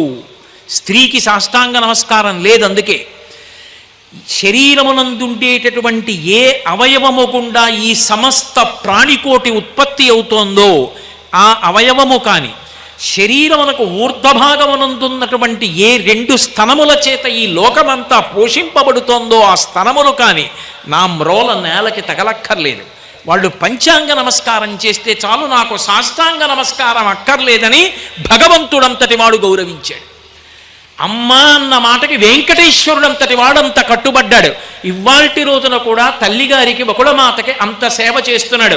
అమ్మ ఎక్కడో ఉండడం కాదు, అమ్మ చేతి అన్నం తింటానని దేవాలయంలో పెట్టుకుని వంట జరుగుతుంటే కన్నంలోంచి బకుళమాత చూస్తోంది. బకుళమాతని అంత గౌరవించాడు. కృష్ణ భగవానుడు యశోదని అంత గౌరవించాడు. భాగవతం వింటూ పరీక్షిత్ అంతటి వాడు గుండెలు బాధేసుకున్నాడు. జగదీశ్వరునకు చన్నిచ్చు తల్లిగా ఏమి నోము నోచే ఆ యశోద, కన్న తండ్రి నంచు పోషించు తండ్రిగా నందుడేమి చేసే నందితాత్మ అని అడిగాడు. లోకములను రక్షించేటటువంటి పరమాత్మకి పాలిస్తానని ఇవ్వడానికి ఆ తల్లి యశోద ఏ పుణ్యం చేసిందని అడిగాడు. అమ్మ అన్న మాటకి భగవంతుడంతటి వాడు కట్టుబడిపోయాడు. పరిపూర్ణావతారమైన కృష్ణావతారం ఆఖరికి ఆ చల్ల చిలకగా మిగిలినటువంటి తాటి చేత నడుం చుట్టూ కట్టబడి 3 ముళ్ళు వేయించుకున్నాడు. మత్సలేని పరమాత్మ యొక్క నడుం ఒరిసిపోతే దామోదర అని పేరు సంపాదించుకున్నాడు. అమ్మ అన్న మాటకి భగవంతుడే అంత గౌరవాన్ని ఇచ్చాడు. ఇంకా తండ్రి రుణం తీరుతుంది, ఒక యాగం చేస్తే తల్లి రుణం తీరదు. అంత గొప్ప తల్లిగా ఉండగలిగినది ఎవరు అంటే ఒక్క స్త్రీమూర్తి. అక్క చెల్లెలుగా ఉండి అన్నదమ్ముడి యొక్క ప్రేమని నిరంతరం కోరుకునేది, అభ్యున్నతిని కోరుకునేది ఆడపిల్లయే. ఇంటికొచ్చి ఆడపిల్ల పసుపు కుంకాలు పుచ్చుకుని ఒక 70 రూపాయల చీర పెడితే మురిసిపోయి కట్టుకుని వెళ్ళిపోతుంది. ఆ ప్రేమ ఆడపిల్లదే. తన ధర్మపత్నిగా తను పుణ్యకార్యం చేయడానికి, యజ్ఞయాగాదులు చేయడానికి అధికారమును కల్పిస్తున్నది స్త్రీ. చిట్ట చివరికి లోకంలో ఎవరైనా దీర్ఘకాలం బ్రతికుండాలనుకుంటారు. తన బిడ్డడి కోసం ఒక మాట అమ్మంటుంది, నాన్న నీ చచ్చిపోయినా పర్వాలేదురా, నా ఆయుర్దాయం పోసుకు బ్రతుకు అనగలిగినది స్త్రీ ఒక్కతే. అమ్మ మాత్రమే అంటుంది. ఆయన చేతిలో నేను వెళ్ళిపోవాలంటుంది, కానీ ఆయన వెళ్ళిపోవాక నేను బ్రతకాలని ఏ స్త్రీ కోరుకోదు. ఇది అనగలిగినది స్త్రీ ఒక్కతే. స్త్రీ కన్నా గొప్ప శాంతి స్థానం పురుషుడికి లేదు. ఇంత గొప్పదైనటువంటి స్త్రీని అంత చులకన భావనతో మాట్లాడి, స్త్రీ అంటే కేవలముగా ఒక భోగ వస్తువు అనుకున్నటువంటి మహిషాసురుడు ఆనాడు మరణించి ఉండవచ్చు, కానీ ఆ మహిష ప్రవృత్తి బ్రతికుంది సమాజంలో. అది ఎప్పుడెప్పుడు పెరుగుతోందో అప్పుడప్పుడు దాన్ని పీచమడచవలసినది అమ్మవారే. ఇటువంటి తప్పు భావనలు నా యందు రాకుండుగాక. మాతృవత్పరదారేషు, ఒక స్త్రీ తాను ఏ వేదిక మీద ఎక్కడ ఎలా కనపడినా 10 మంది యందు మాతృభావన కలిగేటట్టుగా నేను కనపడాలన్న భావన వారు పొందాలి. ఏ స్త్రీని చూసినా నా యందు మాతృభావన కలగాలని పురుషుడు ఆలోచించాలి. అలా ఇవ్వగలిగిన తల్లి ఎవరు అంటే ఆ అమ్మ దుర్గమ్మ. అందుకని అర్గళా, అది ద్విషోజహి, అది మహిష ప్రవృత్తి. అందుకనే మహిషాసుర మర్దనం జరిగిన 9 రోజులు శారదా నవరాత్రులుగా ఉపాసన చేసి మొట్టమొదట మహాకాళీ ఉపాసనగా 3 రోజులు దుర్గమ్మని ఉపాసన చేస్తారు. అంతేనా? మౌఢ్యం. మీరు చూడండి, లోకంలో మూర్ఖుడు ఉంటాడు, మూఢుడు ఉంటారు. మూఢుడికి చెప్పచ్చు, మూఢుడికి తెలియదు. తెలియక ఏదో తప్పు మాట మాట్లాడతాడు. కానీ మీరు పిలిచి, అదేమయ్యా అలా మాట్లాడావు, తప్పు కదా, నీకు తెలియదా అని అడిగారనుకోండి, అని చెప్పారనుకోండి, వెంటనే ఆయన క్షమాపణ చెప్పి, నిజమే నేను అలా మాట్లాడకుండా ఉండవలసింది అంటాడు. అది మూఢుడి యొక్క లక్షణం. అందుకే మూఢుడికి చెప్తారు, శంకర భగవత్పాదులు భజగోవింద స్తోత్రం చేసినప్పుడు మూఢజహీహి ధనాగమ తృష్ణ కురు సద్బుద్ధిం మనసి వితృష్ణ భజ గోవిందం భజ గోవిందం గోవిందం భజ మూఢమతే అని మూఢమతే అని మూఢుణ్ణి పిలిచి చెప్పారు. మూర్ఖుడికి చెప్పకూడదు. భర్తృహరి అంటాడు, మకరముకాంతరస్తమగుమానికమున్ పెకలింపవచ్చు మాయక చలదుర్నికానికరమైన మహోధటి దాటవచ్చు మస్తకమన భూదండవలి సర్పమునైన భరింపవచ్చు. కానీ పొరపాటున కూడా మూర్ఖుడి దగ్గరికి వెళ్ళి మాత్రం ఏమీ చెప్పకూడదు. ఎందుకో తెలుసా? తా పట్టిన కుందేలుకు మూడే కాళ్ళు. తానన్నదే సత్యం అంటాడు తప్ప ప్రాణం పోయినా ప్రపంచం అంతా చెప్పినా వాడు మాత్రం అవతలవాడు మంచివాడనో లేకపోతే అవతలవాడి యందు దోషం లేదనో వాడు అంగీకరించలేడు. ఆ మూర్ఖత్వం కన్నా ప్రమాదకరమైన లక్షణం ప్రపంచంలో ఇంకొకటి ఉండదు. కాబట్టి అమ్మా నాకు ఒకరు చెప్తే వినే గుణం రావాలి. అసలు నిజంగా మనుష్యుడు అన్నవాడు కానీ విద్వాంసుడు పండితుడు జీవితంలో ఎదిగినవాడన్న మాటకు అర్థం ఏమిటో తెలుసా? అవతల వారి పేరు చెప్పగానే నీకు ఏదో ఒక మంచి గుణం జ్ఞాపకానికి రావాలి. అసలు ఒక్క చెడ్డ గుణం లేనివాడు ఎవడుంటాడండి లోకంలో? ఒక రోజంటేనే చీకటి పగలవు. ఒక మనిషి అన్న తర్వాత కొన్ని చెడు గుణాలు ఉండొచ్చు, కొన్ని మంచి గుణాలు ఉండొచ్చు. ఎవ్వరి పేరు చెప్పనివ్వండి, ఒక్క మంచి గుణమైనా నీకు జ్ఞాపకానికి రావాలి. ఆయన యోగ్యుడండి, ఫలానా విషయంలో మహానుభావుడు చాలా గొప్పవాడు, ఆయనకి ఆ విషయం గొప్ప విశేషం ఉందండి, ఆయనలో అనగలిగిన ప్రజ్ఞ ఉండాలి. అది మానేసి 24 గంటలో అవతలవాడిలో లోపమేమిటన్నది ఎంచడం ఒక్కటే వస్తే, అలా ఎంచడానికి ఈశ్వరుడు నీకు ఏ విభూతులు ఇచ్చాడో అవన్నీ నువ్వు దుర్వినియోగం చేసి పతనమైపోతున్నావు అని గుర్తు. లోకంలో ఎవరి వంక చూసినా వారిలో ఏదో ఒక మంచి గుణం నీకు కనపడగలిగితే నీకున్న బుద్ధి ప్రకాశించిందని గుర్తు. కాబట్టి అమ్మా నా యందు దుర్గుణములు కోవాలమ్మా, అడ్డుగడియగా పడు, అది అర్గళ. అందుకని 1కి 10 మాటలు అడుగుతారు, అడిగి హవిస్సిస్తారు. ఆ చండీ హోమం చేసే ప్రక్రియ మీ అందరూ చూసి ఉంటారు. ఆ అడుగుతూ రూపం దేహి, జయం దేహి, యశోదేహి, ద్విషోజహి అని అడిగి హవిస్సిస్తూ ఉంటారు. ఆ తల్లి ఇది దక్షిణాయనానికి బ్రాహ్మీ ముహూర్తం లాంటిది కాబట్టి ఆ సమయంలో చేసిన చండీపారాయణ, సప్తశతీపారాయణ ఆ తల్లి యొక్క అనుగ్రహం చేత దుర్గుణములన్నీ తొలగిపోయి మహిష ప్రవృత్తి పోతుంది. మహిషాసురుడు మూర్ఖుడు, ఎవరు చెప్పనివ్వండి వాడు వినడు. నేనే గొప్పవాణ్ణి, మిగిలిన వాళ్ళందరూ ఎందుకు పనికి మాలిన వాళ్ళు, నా అంత గొప్పవాడు లోకంలో ఎక్కడుంటాడు? ఈ భావన ఎక్కడ కలిగిందో, ఎవరి యందు స్త్రీ పట్ల చులకన భావన పొంది ఉంటారో వాడే మహిషాసురుడు. వాడు ఏ రూపంలో ఉండనివ్వండి, ఎలా బట్ట కట్టుకోనివ్వండి, ఎలా ఉండనివ్వండి, ఏం చెప్పనివ్వండి, లోపల మాత్రం మహిష ప్రవృత్తియే ఉన్నది. ఇవాళ వాడికి కొమ్ములు లేవు, వాడు దున్నపోతులా కనపట్టం లేదు, కానీ ప్రవృత్తి మాత్రం మహిష ప్రవృత్తి. ఈ మహిష ప్రవృత్తి పోవాలి, మనిషిగా బ్రతకాలి. శారదా నవరాత్రుల మొదటి 3 రోజులు ఆ మహాతల్లి యొక్క పాదములు పట్టుకుని ఉపాసన చెయ్యి. కాలుతున్న కట్టెలోంచి నీరు వెనక నుంచి పోయినట్టు దుర్గుణములు రాలిపోతాయి నీలోంచి. మహిష ప్రవృత్తి పోయి మనుష్య ప్రవృత్తి నీలో కలుగుతుంది. అందుకని మొదటి 3 రోజులు ఆ తల్లి యొక్క ఉపాసన చేస్తారు. ఇవాళ సమాజంలో ఎంత అవసరమో మీ అందరికీ తెలుసు, ఇక నేను అంతకన్నా స్పష్టంగా చెప్పక్కర్లేదు.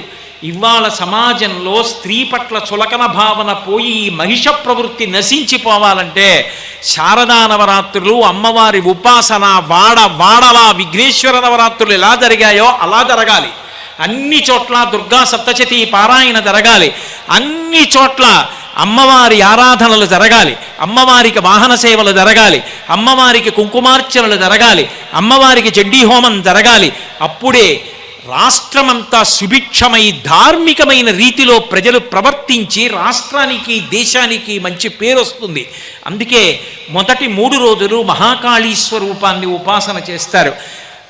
3 రోజులు దాటాక 4, 5, 6 రోజులలో మహాలక్ష్మీ స్వరూపాన్ని ఉపాసన చేస్తారు. మహాలక్ష్మీ స్వరూపం గరుడ వాహనం మీద వెడుతూ ఉంటుంది. ఆ తల్లి రక్తాంబరాం రక్తవర్ణాం అని ఎర్రటి బట్టలు కట్టుకుని ఎర్రటి రంగులో ఉంటుంది. ఎర్రటి పూల చేత మారేడు దళాల చేత పూజింపబడుతుంది. అటువంటి తల్లి సుగుణములనిస్తుంది.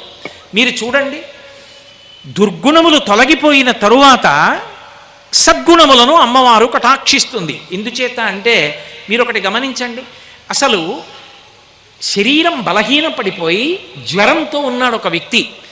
బలంగా అతను 100 మీటర్ల దూరం పరిగెత్తడానికి పాల్గొనడానికి బలానికి మందిస్తే వెళ్ళగలడా? పడిపోతాడు. ముందు జ్వరం తగ్గాలి. జ్వరం తగ్గిపోయిన తర్వాత శరీరం బలపడడానికి ఔషధం ఇవ్వాలి. అలా ముందు దుర్గుణములు పోవడానికి మొట్టమొదట మహాకాళీ ఉపాసన చెయ్యాలి. తర్వాత 3 రోజులు మహాలక్ష్మి ఉపాసన చేస్తారు. మహాలక్ష్మి ఉపాసన చేస్తే మన ప్రయత్నం లేకుండానే ఆ అమ్మవారి యొక్క అనుగ్రహం చేత మనసులో మంచి ఆలోచనలు వస్తాయి. అవే గుణములవుతాయి.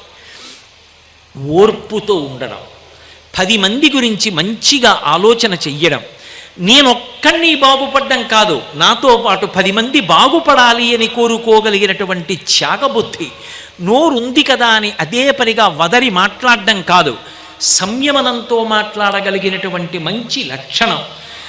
ఇవన్నీ దేని చేత వస్తాయి అంటే కేవలముగా ఆ తల్లి యొక్క అనుగ్రహముగా సుగుణములు ప్రకాశిస్తాయి. అందుకే మిగిలిన 3 రోజులు మహాలక్ష్మి ఉపాసన చేస్తారు. ఆ తర్వాత 3 రోజులు 7, 8, 9 రోజుల్లో సరస్వతి ఉపాసన చేస్తారు, మహాసరస్వతి ఉపాసన. అందుకే వాటికి సరస్వతి పూజ, శారదా నవరాత్రులు అని పేరు. మహాసరస్వతి స్వరూపం ఏం చేస్తుంది? వివేకాన్ని ఇస్తుంది. సరస్వతీ పూజలు అని చేస్తారు. ఆ సరస్వతీ పూజ అనేటటువంటి మాటని చాలా చాలా జాగ్రత్తగా అర్థం చేసుకోవాలి. సరస్వతీ పూజ అంటే అది కేవలము విద్యార్థుల వరకు మాత్రమే పరిమితము అని అనుకుంటుంటారు. కాదు, ఆయుధ పూజ. సరస్వతీ పూజ అంటే ఆయుధ పూజ. ఆయుధము అంటే ఏదో యుద్ధానికి వెళ్ళేవాడు పట్టుకునేటటువంటి కత్తో, లేకపోతే రక్షక భటులు పట్టుకునేటటువంటి తుపాకీయో, దేశ సరిహద్దుల్లో ఉండేటటువంటి సైన్యము మొదలైన వారు పట్టుకునేటటువంటి ఆయుధములో వాళ్ళు పూజ చేయాలి. కానండి మా దగ్గర ఆయుధాలే ఉంటాయి, మాకేం పూజ అని అనుకోకూడదు. నీ నుండి సరస్వతి ప్రకాశము బయటికి రావడానికి నీ యందు ఆ తల్లి ఏ రూపంలో కూర్చుని విభూతినిచ్చి నీకు కీర్తినిస్తోందో, నీ జీవితం ఒబ్బిడవుతోందో, నువ్వు పోషించుకుంటున్నావో కుటుంబాన్ని, ఆ విభూతికి ఆధారమైన వస్తువుని తీసుకొచ్చి పెట్టి పూజ చెయ్యడం ఆయుధ పూజ. ఉదాహరణకి ఒక రైతు ఉన్నాడు అనుకోండి. ఒక రైతు 6 కాలం కష్టపడి భూమిని దున్ని పంట పండించకపోతే మనకు అన్నం ఎక్కడిది? ఆ రైతుకి ఆయుధమేమి? నాగలి. పంట కోసేటటువంటి వాళ్ళు ఉంటారు, వాళ్ళు కోతల సమయంలో వెళ్ళి కోతలు కోస్తారు, వాళ్ళకు ఆయుధమేమి? కొడవలి. వాళ్ళు అంత ఒబ్బిడిగా కూర్చుని ఒక్క 10 నిమిషాలు మనం వంగోలేము. వాళ్ళు పొద్దున్న వెళ్ళిన వారు రాత్రి వరకు వంగుని ఆ మొక్కలు పట్టుకొని కొడవళ్లతో కోసి ఒబ్బిడిగా పక్కన కుప్పలు నూరుస్తూ ఉంటారు. అలా వాళ్ళలో ఉన్న శక్తి బయటికి రావడానికి వాళ్ళకి కొడవలి. ఒక ఇంటి ఇల్లాలు ఉందనుకోండి, ఇంటి యజమాని పిల్లలు కడుపు నిండా తిని ఆరోగ్యంగా ఉండడానికి ఆమె చేసేటటువంటి వంటకి సాధనం ఆమె చేతి గరిటె. ఒక శిల్పి ఉన్నాడనుకోండి, ఆయనకి ఉలి ఆయుధం. ఒక పురోహితుడు ఉన్నాడనుకోండి, పంచాంగం ఆయన యొక్క ఆయుధం. ఓ ప్రవచనం చేసేవాడు ఉన్నాడనుకోండి, రామాయణ భారత భాగవతాలు ఆయన ఆయుధాలు. ఆయుధాలంటే ఏవి ప్రతిరోజు స్మరిస్తుంటాడో, దేనివల్ల కీర్తి పొందాడో, దేనివల్ల ప్రభావితుడయ్యాడో అది ఆయన ఆయుధం. ఒక కార్యాలయంలో పనిచేసేటటువంటి వాడికి ఆయన చేతి కలం ఆయనకు ఆయుధం. ఇప్పుడు దేని వలన మీరు ప్రయోజనాన్ని పొందుతున్నారో, దేని వలన ఉన్నతిలోకి వచ్చారో, దేని వలన కుటుంబాన్ని పోషించుకుంటున్నారో, దేని వలన కీర్తి పొందుతున్నారో దాన్ని ఆయుధంగా భావన చేస్తారు. చేసి అమ్మవారి మ్రోల ఉంచి, అమ్మ దీని యొక్క అనుగ్రహముగా నా యందు ప్రవేశించి విభూతిని వర్షించి నేను మరింత కీర్తిని పొంది నా కుటుంబాన్ని పోషించి ధార్మికంగా వృద్ధిలోకి వచ్చేటట్టుగా నన్ను అనుగ్రహించు అని ఆ వస్తువులను అక్కడ పెట్టి పూజ చెయ్యడం ఆయుధ పూజ అంటారు. అందుకే పిల్లలు చదువుకునేటటువంటి పుస్తకాలు, వ్రాసుకునేటటువంటి పుస్తకాలు, కళాలు దగ్గర నుంచి పెద్దవాళ్ళు వాడేటటువంటి వస్తువుల వరకు తీసుకొచ్చి అక్కడ పెట్టి పూజించి అమ్మవారి యొక్క విభూతి ఆ వస్తువులోకి ప్రవేశించి ఆ వస్తువుని ఉపయోగించడం ద్వారా నేను మంచి కీర్తిని పొందాలి. నేను అధికారిని అనుకోండి, నేను కలంతో పెట్టేటటువంటి సంతకం వల్ల కొన్ని కోట్ల మందికి మంచి ఉన్నతి లభించవచ్చు, ఉపకారం జరగవచ్చు. నేను మంచి పనికి సంతకం పెట్టగలగాలి. దానివల్ల శాశ్వతమైన కీర్తి మూట కట్టుకోవాలి. ఈ కలం గుండా నాకు అటువంటి విభూతిని కటాక్షించు, కలాన్ని ఆయుధంగా పెడతాడు. పెట్టి సరస్వతీ పూజ చేస్తారు. ఈ సరస్వతీ పూజ అని నేను అన్నప్పుడు మహాసరస్వతీ స్వరూపం ఇవ్వగలిగినది ఏది అంటే వివేకం. పై హద్దులో ఆవిడ ఏమిస్తుంది అంటే నిత్యానిత్య వస్తు వివేకం ఇస్తుంది. ఏది శాశ్వతమైన వస్తువు, ఏది అశాశ్వతమైన వస్తువో తెలియచేస్తుంది. ఈ శరీరము కాదు సత్యం, ఆత్మ సత్యం. ఇది ఎరుకలోకి వచ్చేటట్టుగా చేసి ఇక మళ్ళీ పుట్టవలసిన అవసరం లేని స్థితిని కూడా తల్లిస్తుంది. ఇప్పుడు శారదాస్వరూపం దగ్గరికి వెళ్ళేటప్పటికీ, చివరి 3 రోజులకు వెళ్ళేటప్పటికీ ఏం తెలుస్తుంది?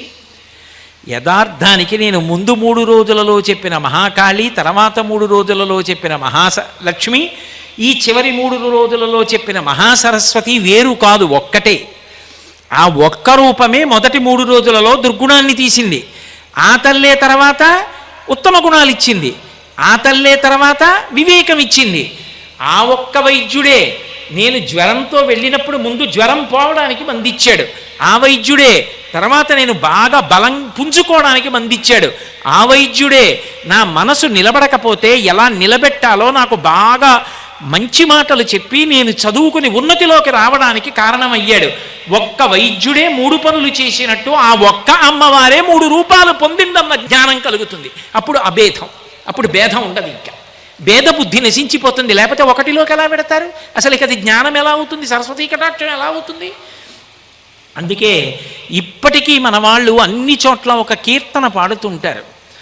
ఆ కీర్తనలో సరస్వతీదేవిని పిలుస్తున్నారా, లక్ష్మీదేవిని పిలుస్తున్నారా, లేకపోతే అసలు పార్వతీదేవిని పిలుస్తున్నారా అనేటటువంటిది చెప్పడం మొట్టమొదట కొంచెం కష్టమా అన్నట్టుగా ఉంటుంది ఆ కీర్తన. మీరు చూడండి, వరవీణా మృదుపాణి వనరుహలోచను రాణి సురుచిర బంబర వేణి సురనుత కళ్యాణి, అలాగే నిరుపమ శుభగుణ లోల నిరత దయాప్రదశీల వరదాప్రియ రంగనాయకి వాంఛిత ఫలదాయకి. అటువంటి తల్లి సరసిజాసన జనని జయ జయ జయ జయ జయ 5 మాటలు చెప్పి మళ్ళీ మొదటి పల్లవి పాడతారు. అక్కడికి వచ్చేటప్పటికి వరవీణా మృదుపాణి అంటారు. మీరు ఆ కీర్తన జాగ్రత్తగా పరిశీలించండి, అది ఎవరి మీద చెప్పారు? వరవీణా మృదుపాణి, మృదువైన చేతులతో ఆమె వీణ పట్టుకుంది. వరవీణ మృదుపాణి వనరుహలోచను రాణి, తామర పువ్వుల వంటి కందులు కలిగిన వాడికి భార్య. వనరుహలోచను రాణి సురుచిరబంబర వేణి, ఆమె యొక్క జుత్తులోంచి సువాసనలు వస్తుంటాయి. పువ్వుల్లోంచి కాదు, జుత్తులోంచి. ధునోతుధ్వంతం నస్తులిత దళితిందీవరవనం ఘనస్నిగ్ధశ్లక్షణం చికురనికరంబం తవ శివే యదీయం సౌరభ్యం సహజముపలబ్ధం సువనసో వసంతస్మిన్ మన్యే వలమధన వాటి విటపినాం అంటారు శంకర భగవత్పాదులు. అమ్మవారి యొక్క జుత్తులోంచి సువాసనలు వస్తాయి. కాబట్టి సురుచిరబంబర వేణి సురనుత కళ్యాణి, దేవతల చేత కీర్తింపబడినటువంటి కళ్యాణ గుణములకు ఆలవాలమైన తల్లి. ఎవరు? ఏమో ఇప్పటివరకు ఏమైనా తెలుసుకోవడానికి అందిందా? అందలేదు. సురనుత కళ్యాణి, నిరుపమ శుభగుణలోల, పోల్చడానికి వీలు లేనంత మంచి శుభప్రదమైనటువంటి గుణములను ఇవ్వగలిగిన తల్లి, గుణముల యందు క్రీడించేటటువంటి తల్లి. నిరుపమ శుభగుణలోల నిరత దయాప్రదశీల, నిరత ఎప్పుడు దయని వర్షించేటటువంటి తల్లి. నిరత దయాప్రదశీల వరదాప్రియ రంగనాయకి. వరదాప్రియ అంటే వరదరాజస్వామి వారి యొక్క ప్రియురాలు. ఎక్కడుంటారు వరదరాజస్వామి? కంచిలో ఉంటారు. కంచిలో వరదరాజస్వామి వారి యొక్క ఇల్లాలు ఎవరు? తాయార్ పేరిందేవి అమ్మవారు. కాబట్టి లక్ష్మీదేవి మీద పెడుతోంది ఈ కీర్తన. వరదాప్రియ రంగనాయకి, శ్రీరంగంలో రంగనాథస్వామి, ఆ రంగనాథస్వామి వారి యొక్క ఇల్లాలు. కాబట్టి వరదాప్రియ రంగనాయకి. ఆ తల్లి ఏం చేస్తుంది? సరసిజాసన జనని. సరసిజము అంటే తామర పువ్వు. తామర పువ్వు ఆసనంగా కలిగిన వాడు బ్రహ్మగారికి తల్లి. ఎందుకంటే విష్ణుమూర్తి యొక్క నాభకమలంలోంచి బ్రహ్మగారు పుట్టారు కాబట్టి విష్ణుమూర్తి యొక్క ఇల్లాలైనటువంటి లక్ష్మీదేవి బ్రహ్మగారికి తల్లి కాబట్టి లక్ష్మీదేవి. సరిపోయింది. జయ జయ జయ జయ జయ. జయ అన్న మాటకు అర్థం లక్ష్మీదేవి యొక్క కటాక్షం. కాబట్టి ఈ కీర్తనలో ఎవరిని ప్రార్థన చేస్తున్నారు? నిజానికి లక్ష్మీదేవిని ప్రార్థన చేస్తున్నారు అనాలి నేను. కానీ మొట్టమొదటి మాట వరవీణ మృదుపాణి, వీణ పట్టుకున్న మృదువైన చేతులున్నది. వీణ పట్టుకుని లక్ష్మీదేవి ఉన్నది అని ఎక్కడుంది శాస్త్రంలో? అంటే అంటే ఇప్పటికీ మీరు విశాఖపట్నం వెడితే విశాఖపట్నంలో అన్నంరాజు వారు నిర్మించినటువంటి దేవాలయం ఒకటి ఉంది. అందులో శ్రీ మహావిష్ణువు ఇంకా శయనానికి వెడుతుంటే అమ్మవారు చేత్తో వీణ నిలువుగా పట్టుకుని వాయిస్తూ ఉంటుంది. అందుకని లక్ష్మీదేవి కూడా వీణ పట్టుకుంటుంది. కాబట్టి ఈ కీర్తన ఎవరి పరం? లక్ష్మీదేవి పరంగా చెప్పినటువంటి కీర్తన. కానీ అది లక్ష్మీదేవి పరంగా చెప్పిన కీర్తన కాదు, సరస్వతీదేవి పరంగా చెప్పిన కీర్తన. ఎందుకో తెలుసా? వరవీణ మృదుపాణి, వీణ పట్టుకునేది సరస్వతీదేవి అందరికీ తెలుసు. సరసిహ ఏదో వరవీణ మృదుపాణి వనరుహలోచను రాణి, బ్రహ్మగారి కళ్ళు తామర పువ్వుల్లో ఉంటాయి కాబట్టి తామర పువ్వుల వంటి కళ్ళున్న బ్రహ్మగారి యొక్క ఇల్లాలు. వనరుహలోచను రాణి సురుచిరబంబర వేణి, సరస్వతీదేవి యొక్క జుత్తులోంచి కూడా సువాసనలు వస్తాయి అమ్మవారు కాబట్టి సురుచిరబంబర వేణి. సురనుత కళ్యాణి, దేవతలు పొగిడేటటువంటి సుగుణములకు ఆలవాలమైనది. నిరుపమ శుభ గుణలోల, సరస్వతీదేవి యొక్క శుభప్రదమైన గుణముల గురించి వర్ణించగలిగిన వాడెవరు? అన్ని గుణములు కలిగినటువంటి తల్లి. నిరత దయాప్రదశీల, అపారమైనటువంటి దయ కలిగినటువంటి తల్లి. వరదాప్రియ, ఇందాక ఏమన్నాను? వరదరాజస్వామి వారి యొక్క ప్రియురాలన్నాను. మరి ఇప్పుడు ఎలా? వరదాప్రియ అంటే వరదా ప్రియ, వరములను ఇవ్వడంలో చాలా ఇష్టమైన తల్లి. సరస్వతీదేవికి వరాలు ఇవ్వడం అంటే చాలా ఇష్టం. కాళిదాసు గారికి కవిత్వం ఇచ్చేలా వెంటనే బీజాక్షరాలు రాసి, కాబట్టి ఆ తల్లి వరదా ప్రియ, వరములను ఇవ్వడంలో అత్యంత ప్రేమ కలిగినటువంటి తల్లి. అసలు వరాలు ఇవ్వడం ఆవిడికి ప్రియమైన విశేషం. అందుకని వరదా ప్రియ. రంగనాయకి, రంగనాయకి అంటే రంగనాథస్వామి ఇల్లాలని కాదు, రంగస్థలానికి నాయకి. మీ అందరూ కింద కూర్చుని ఇంత పెద్ద రంగస్థలం వేసి నన్ను తీసుకొచ్చి ఇక్కడ ఎందుకు కూర్చోబెట్టారు అంటే, నేనేదో శారదా నవరాత్రుల గురించి 4 మాటలు చెప్తానని నన్ను తీసుకొచ్చి ఇక్కడ కూర్చోబెట్టారు. సరస్వతీదేవి పలకకపోతే నాకు ఇక్కడ రంగస్థలం మీద కూర్చునే అధికారం ఎక్కడుంది? అందుకని రంగస్థలం మీద కూర్చోవడానికి అధికారములు కటాక్షించేటటువంటి ఓ సరస్వతీదేవి, నువ్వు రంగనాయకి. వరదాప్రియ రంగనాయకి. సరసిజాసన జనని, ఇందాక అయితే తామర పువ్వులో కూర్చునే బ్రహ్మగారికి ఇల్లాలన్నాను. సరసిజాసన ఇప్పుడు విడదీయండి. తామర పువ్వులో కూర్చునేది జనని, లోకములకు తల్లి. జయ జయ జయ జయ జయ, 5 మాటలు జయ. జయ శబ్దం సరస్వతీదేవికి కూడా అన్వయం. కాబట్టి ఇప్పుడు అది సరస్వతీదేవా లక్ష్మీదేవా? మళ్ళీ ఇదే కీర్తనని నేను కదలికలుగా అన్వయం చేశాను అనుకోండి, పార్వతీదేవి. అప్పుడు అసలు ఈ కీర్తన సరస్వతీదేవి మీద, లక్ష్మీదేవా, పార్వతీదేవి మీద? ముగ్గురి మీద. అసలు నిజానికి ముగ్గురు కాదు, ముగ్గురుగా కనబడే ఒక్కరి మీద. ఆ అమ్మవారి దగ్గరికి, ఆ దుర్గమ్మ దగ్గరికి వెళ్ళి చదివడిగావా, తెల్ల బట్ట కట్టుకుని చదివిస్తుంది. ఆ అమ్మని డబ్బడిగావా, పచ్చ బట్ట కట్టుకుని డబ్బిస్తుంది. ఆ అమ్మని శక్తి అడిగావా, ఎర్రటి బట్ట కట్టుకుని శక్తి ఇస్తుంది. ఆ అమ్మవారి తప్ప రూపం మారిపోలేదు. నువ్వు ముందు 3 రోజులు మహాకాళి అన్నావు, తర్వాత మహాలక్ష్మి అన్నావు, తర్వాత మహాసరస్వతి అన్నావు. సరస్వతి అనుగ్రహం కలిగాక నీకు అర్థమైంది 3 కాదు, ఉన్నది ఒక్కటే. అందుకే శంకరాచార్యులు వారు కనకధారా స్తోత్రం చివరిలో గిర్దేవతేతి గరుడధ్వజ సుందరీతి శాకంభరీతి చచేకర వల్లభేతి సృష్టి స్థితి ప్రళయకేలు చ సంస్థితాయై తస్మై నమస్త్రిభువనైక గురోస్తరుణ్యై అంటారు. ఆ తల్లే లక్ష్మి, ఆ తల్లే సరస్వతి, ఆ తల్లే పార్వతి, ఆ తల్లే మన యొక్క బాధ చూడలేక ఒకప్పుడు శాకంభరిగా వర్షం కురిపిస్తే ఎప్పటికి పంట పండుతుంది రాని ఆవిడే కాయగూరలో పళ్ళు అన్నీ పట్టుకొచ్చి ఇచ్చేసింది దయతో.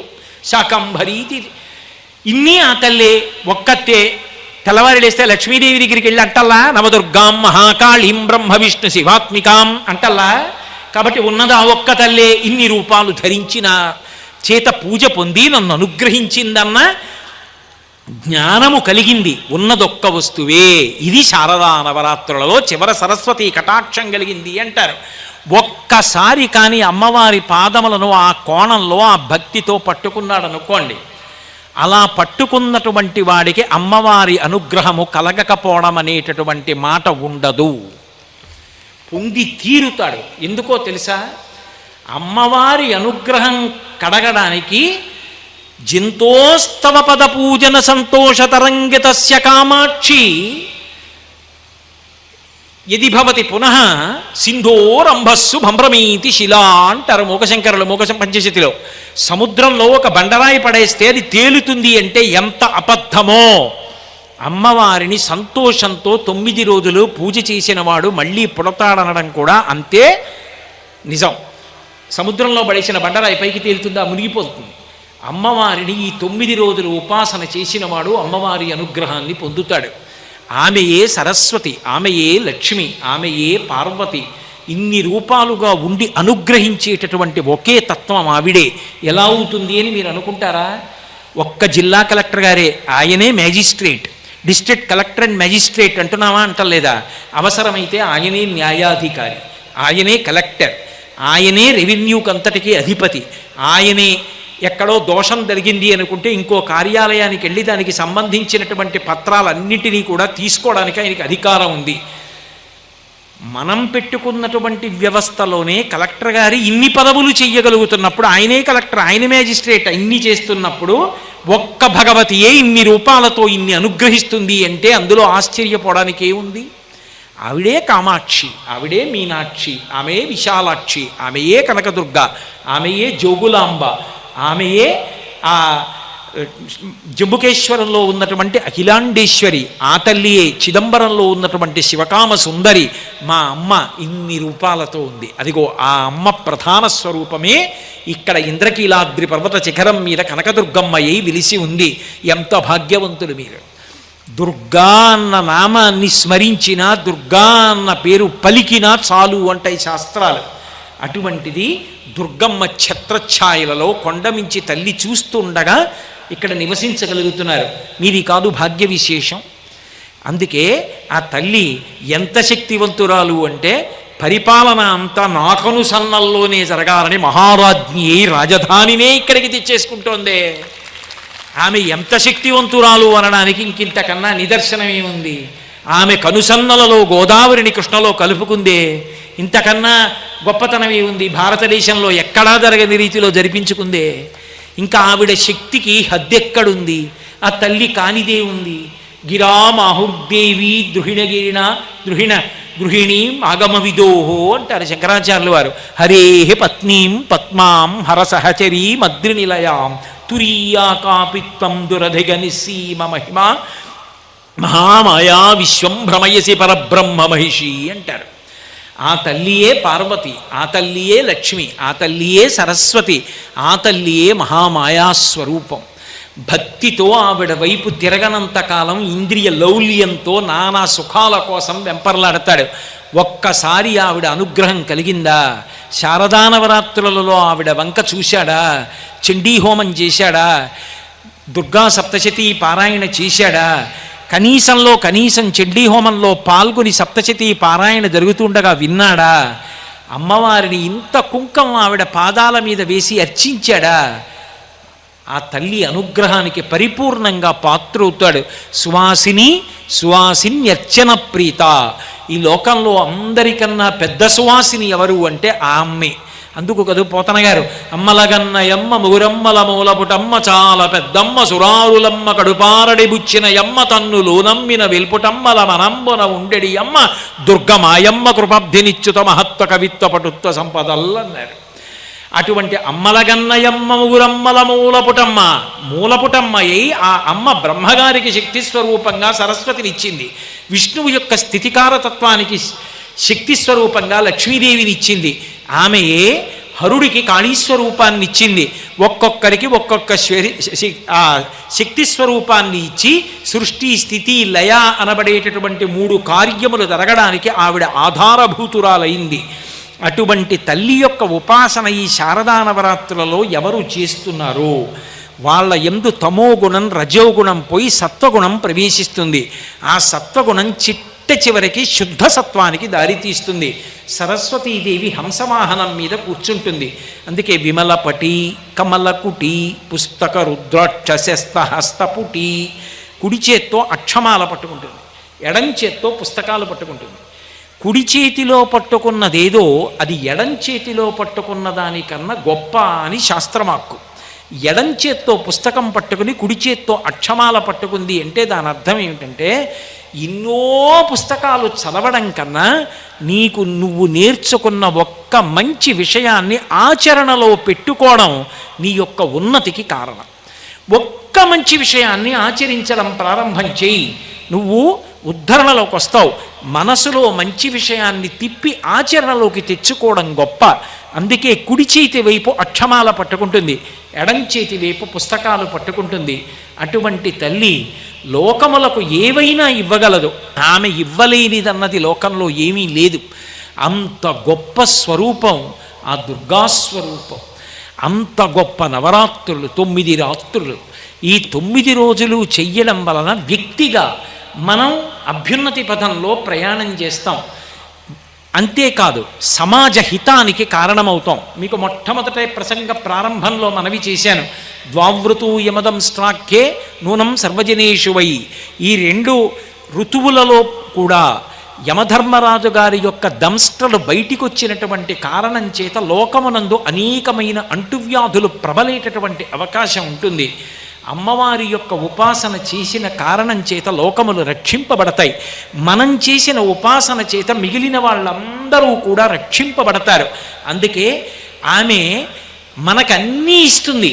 నిజానికి ఆవిడ యొక్క అనుగ్రహం లేకుండా మనం చెయ్యి కదపలేం. మీరు చూడండి, ఏమండి మీరు ఈ మధ్య గుళ్ళో కనపట్టలేదు అంటే నాకు ఏదో అర్ధహీనత్వం వచ్చిందండి, కామహీనత్వం వచ్చిందండి అందం. శక్తిహీనుండి అయ్యానండి, కాలు చాలా నొప్పిగా ఉంటుంది, కదలలేకపోతున్నానంటాడు. ఆమె లోపల తిరుగుతోంది కాబట్టి ఈ శక్తి ఉన్నది. ఒకడు అధికారి, ఆ శక్తి ఆవిడిచ్చింది. ఒకడు ఉపన్యాసకుడు, ఆ శక్తి ఆవిడిచ్చింది. ఒకడు కవి, రచన చెయ్యగలిగిన శక్తి ఆవిడిచ్చింది. ఒకడు గాయకుడు, పాట పాడగలిగిన శక్తి ఆవిడిచ్చింది. ఒకడు వాద్యం మ్రోగించగలడు, ఆ శక్తి ఆవిడిచ్చింది. అన్ని శక్తులు ఆవిడిచ్చింది. ప్రతి క్షణం 9 రోజులు మొదలుపెట్టిన ఉపాసన చివరికి ఏం కావాలి అంటే మీరు ఏది చేస్తున్నా అమ్మ జ్ఞాపకానికి వస్తుంది. అది చివరి ప్రయోజనం. ఎలా జ్ఞాపకానికి వస్తుందో తెలుసా? శంకరులు సౌందర్యలహరిలో అంటారు, జపో జల్పశిల్పం సకలమపి ముద్రా విరచన గతి ప్రాదక్షిణ్యాక్రమణమశనాద్యహుతి విధి ప్రణామ సంవేశ సుఖమఖిలమాత్మార్పణ దృశ అని సపర్యాపర్యాయస్తవ భవతు ఎన్మే విలసితం అంటారు. నేను మాట్లాడుతున్నాను అనుకోండి, పూజామందిరంలో ఉండాల్సిన అవసరం ఉండదు. ఉపన్యాసం చెప్తున్నప్పుడు అమ్మా నీ అనుగ్రహం కదా, ఎప్పుడో చదువుకున్న విషయాలు జ్ఞాపకానికి వచ్చాయి. జ్ఞాపకానికి వచ్చిన విషయాలు ఒక క్రమంలోకి వచ్చాయి. క్రమంలోకి వచ్చిన విషయాలు మాట్లాడడానికి వీలుగా ఎక్కడో నా మూలాధార చక్రం దగ్గర ఉన్న వాయువు పైకి లేచి నోటి దగ్గరికి వస్తే నా భావానికి అనుగుణంగా నాలుక కదిలి వాయువుని నొక్కితే సొట్టలబడి అక్షరములు పదములై వాక్యములై పైకొచ్చి ఈయన అమ్మవారి గురించి చెప్పాడన్న కీర్తినిచ్చావు. అమ్మా మాట్లాడించిన దానివి నువ్వు. ఈ శక్తి ఆవిడిచ్చింది అన్నప్పుడు ఆ శక్తిని దుర్వినియోగం చేసి అవతల వాళ్ళు బాధపడే మాట మీరు మాట్లాడగలరా? మాట్లాడలేరు. అదే అమ్మవారి యొక్క పూజ. అమ్మా నీ అనుగ్రహంతో కదులుతున్న ఈ చెయ్యి ఇలా అనడానికి పనికి రావాలి తప్ప, నేనున్నాను బెంగ పెట్టుకోకండి అనడానికి పనికి రావాలి తప్ప, ఇలా చూపించి వైపెట్టడానికి పనికి రాకుండుగాక. ఇప్పుడు నా కదలికలన్నీ పూజ అయ్యి.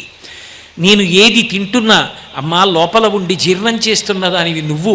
జీర్ణశక్తివై ఉండకపోతే, లోపల పదార్థం అయిపోయినప్పుడు నువ్వు చెప్పకపోతే, యాదేవీ సర్వభూతేషు క్షుధారూపేణ సంస్థితా నమస్తస్యై నమస్తస్యై నమస్తస్యై నమో నమః. యాదేవీ సర్వభూతేషు శక్తిరూపేణ సంస్థితా నమస్తస్యై నమస్తస్యై నమస్తస్యై నమో నమః.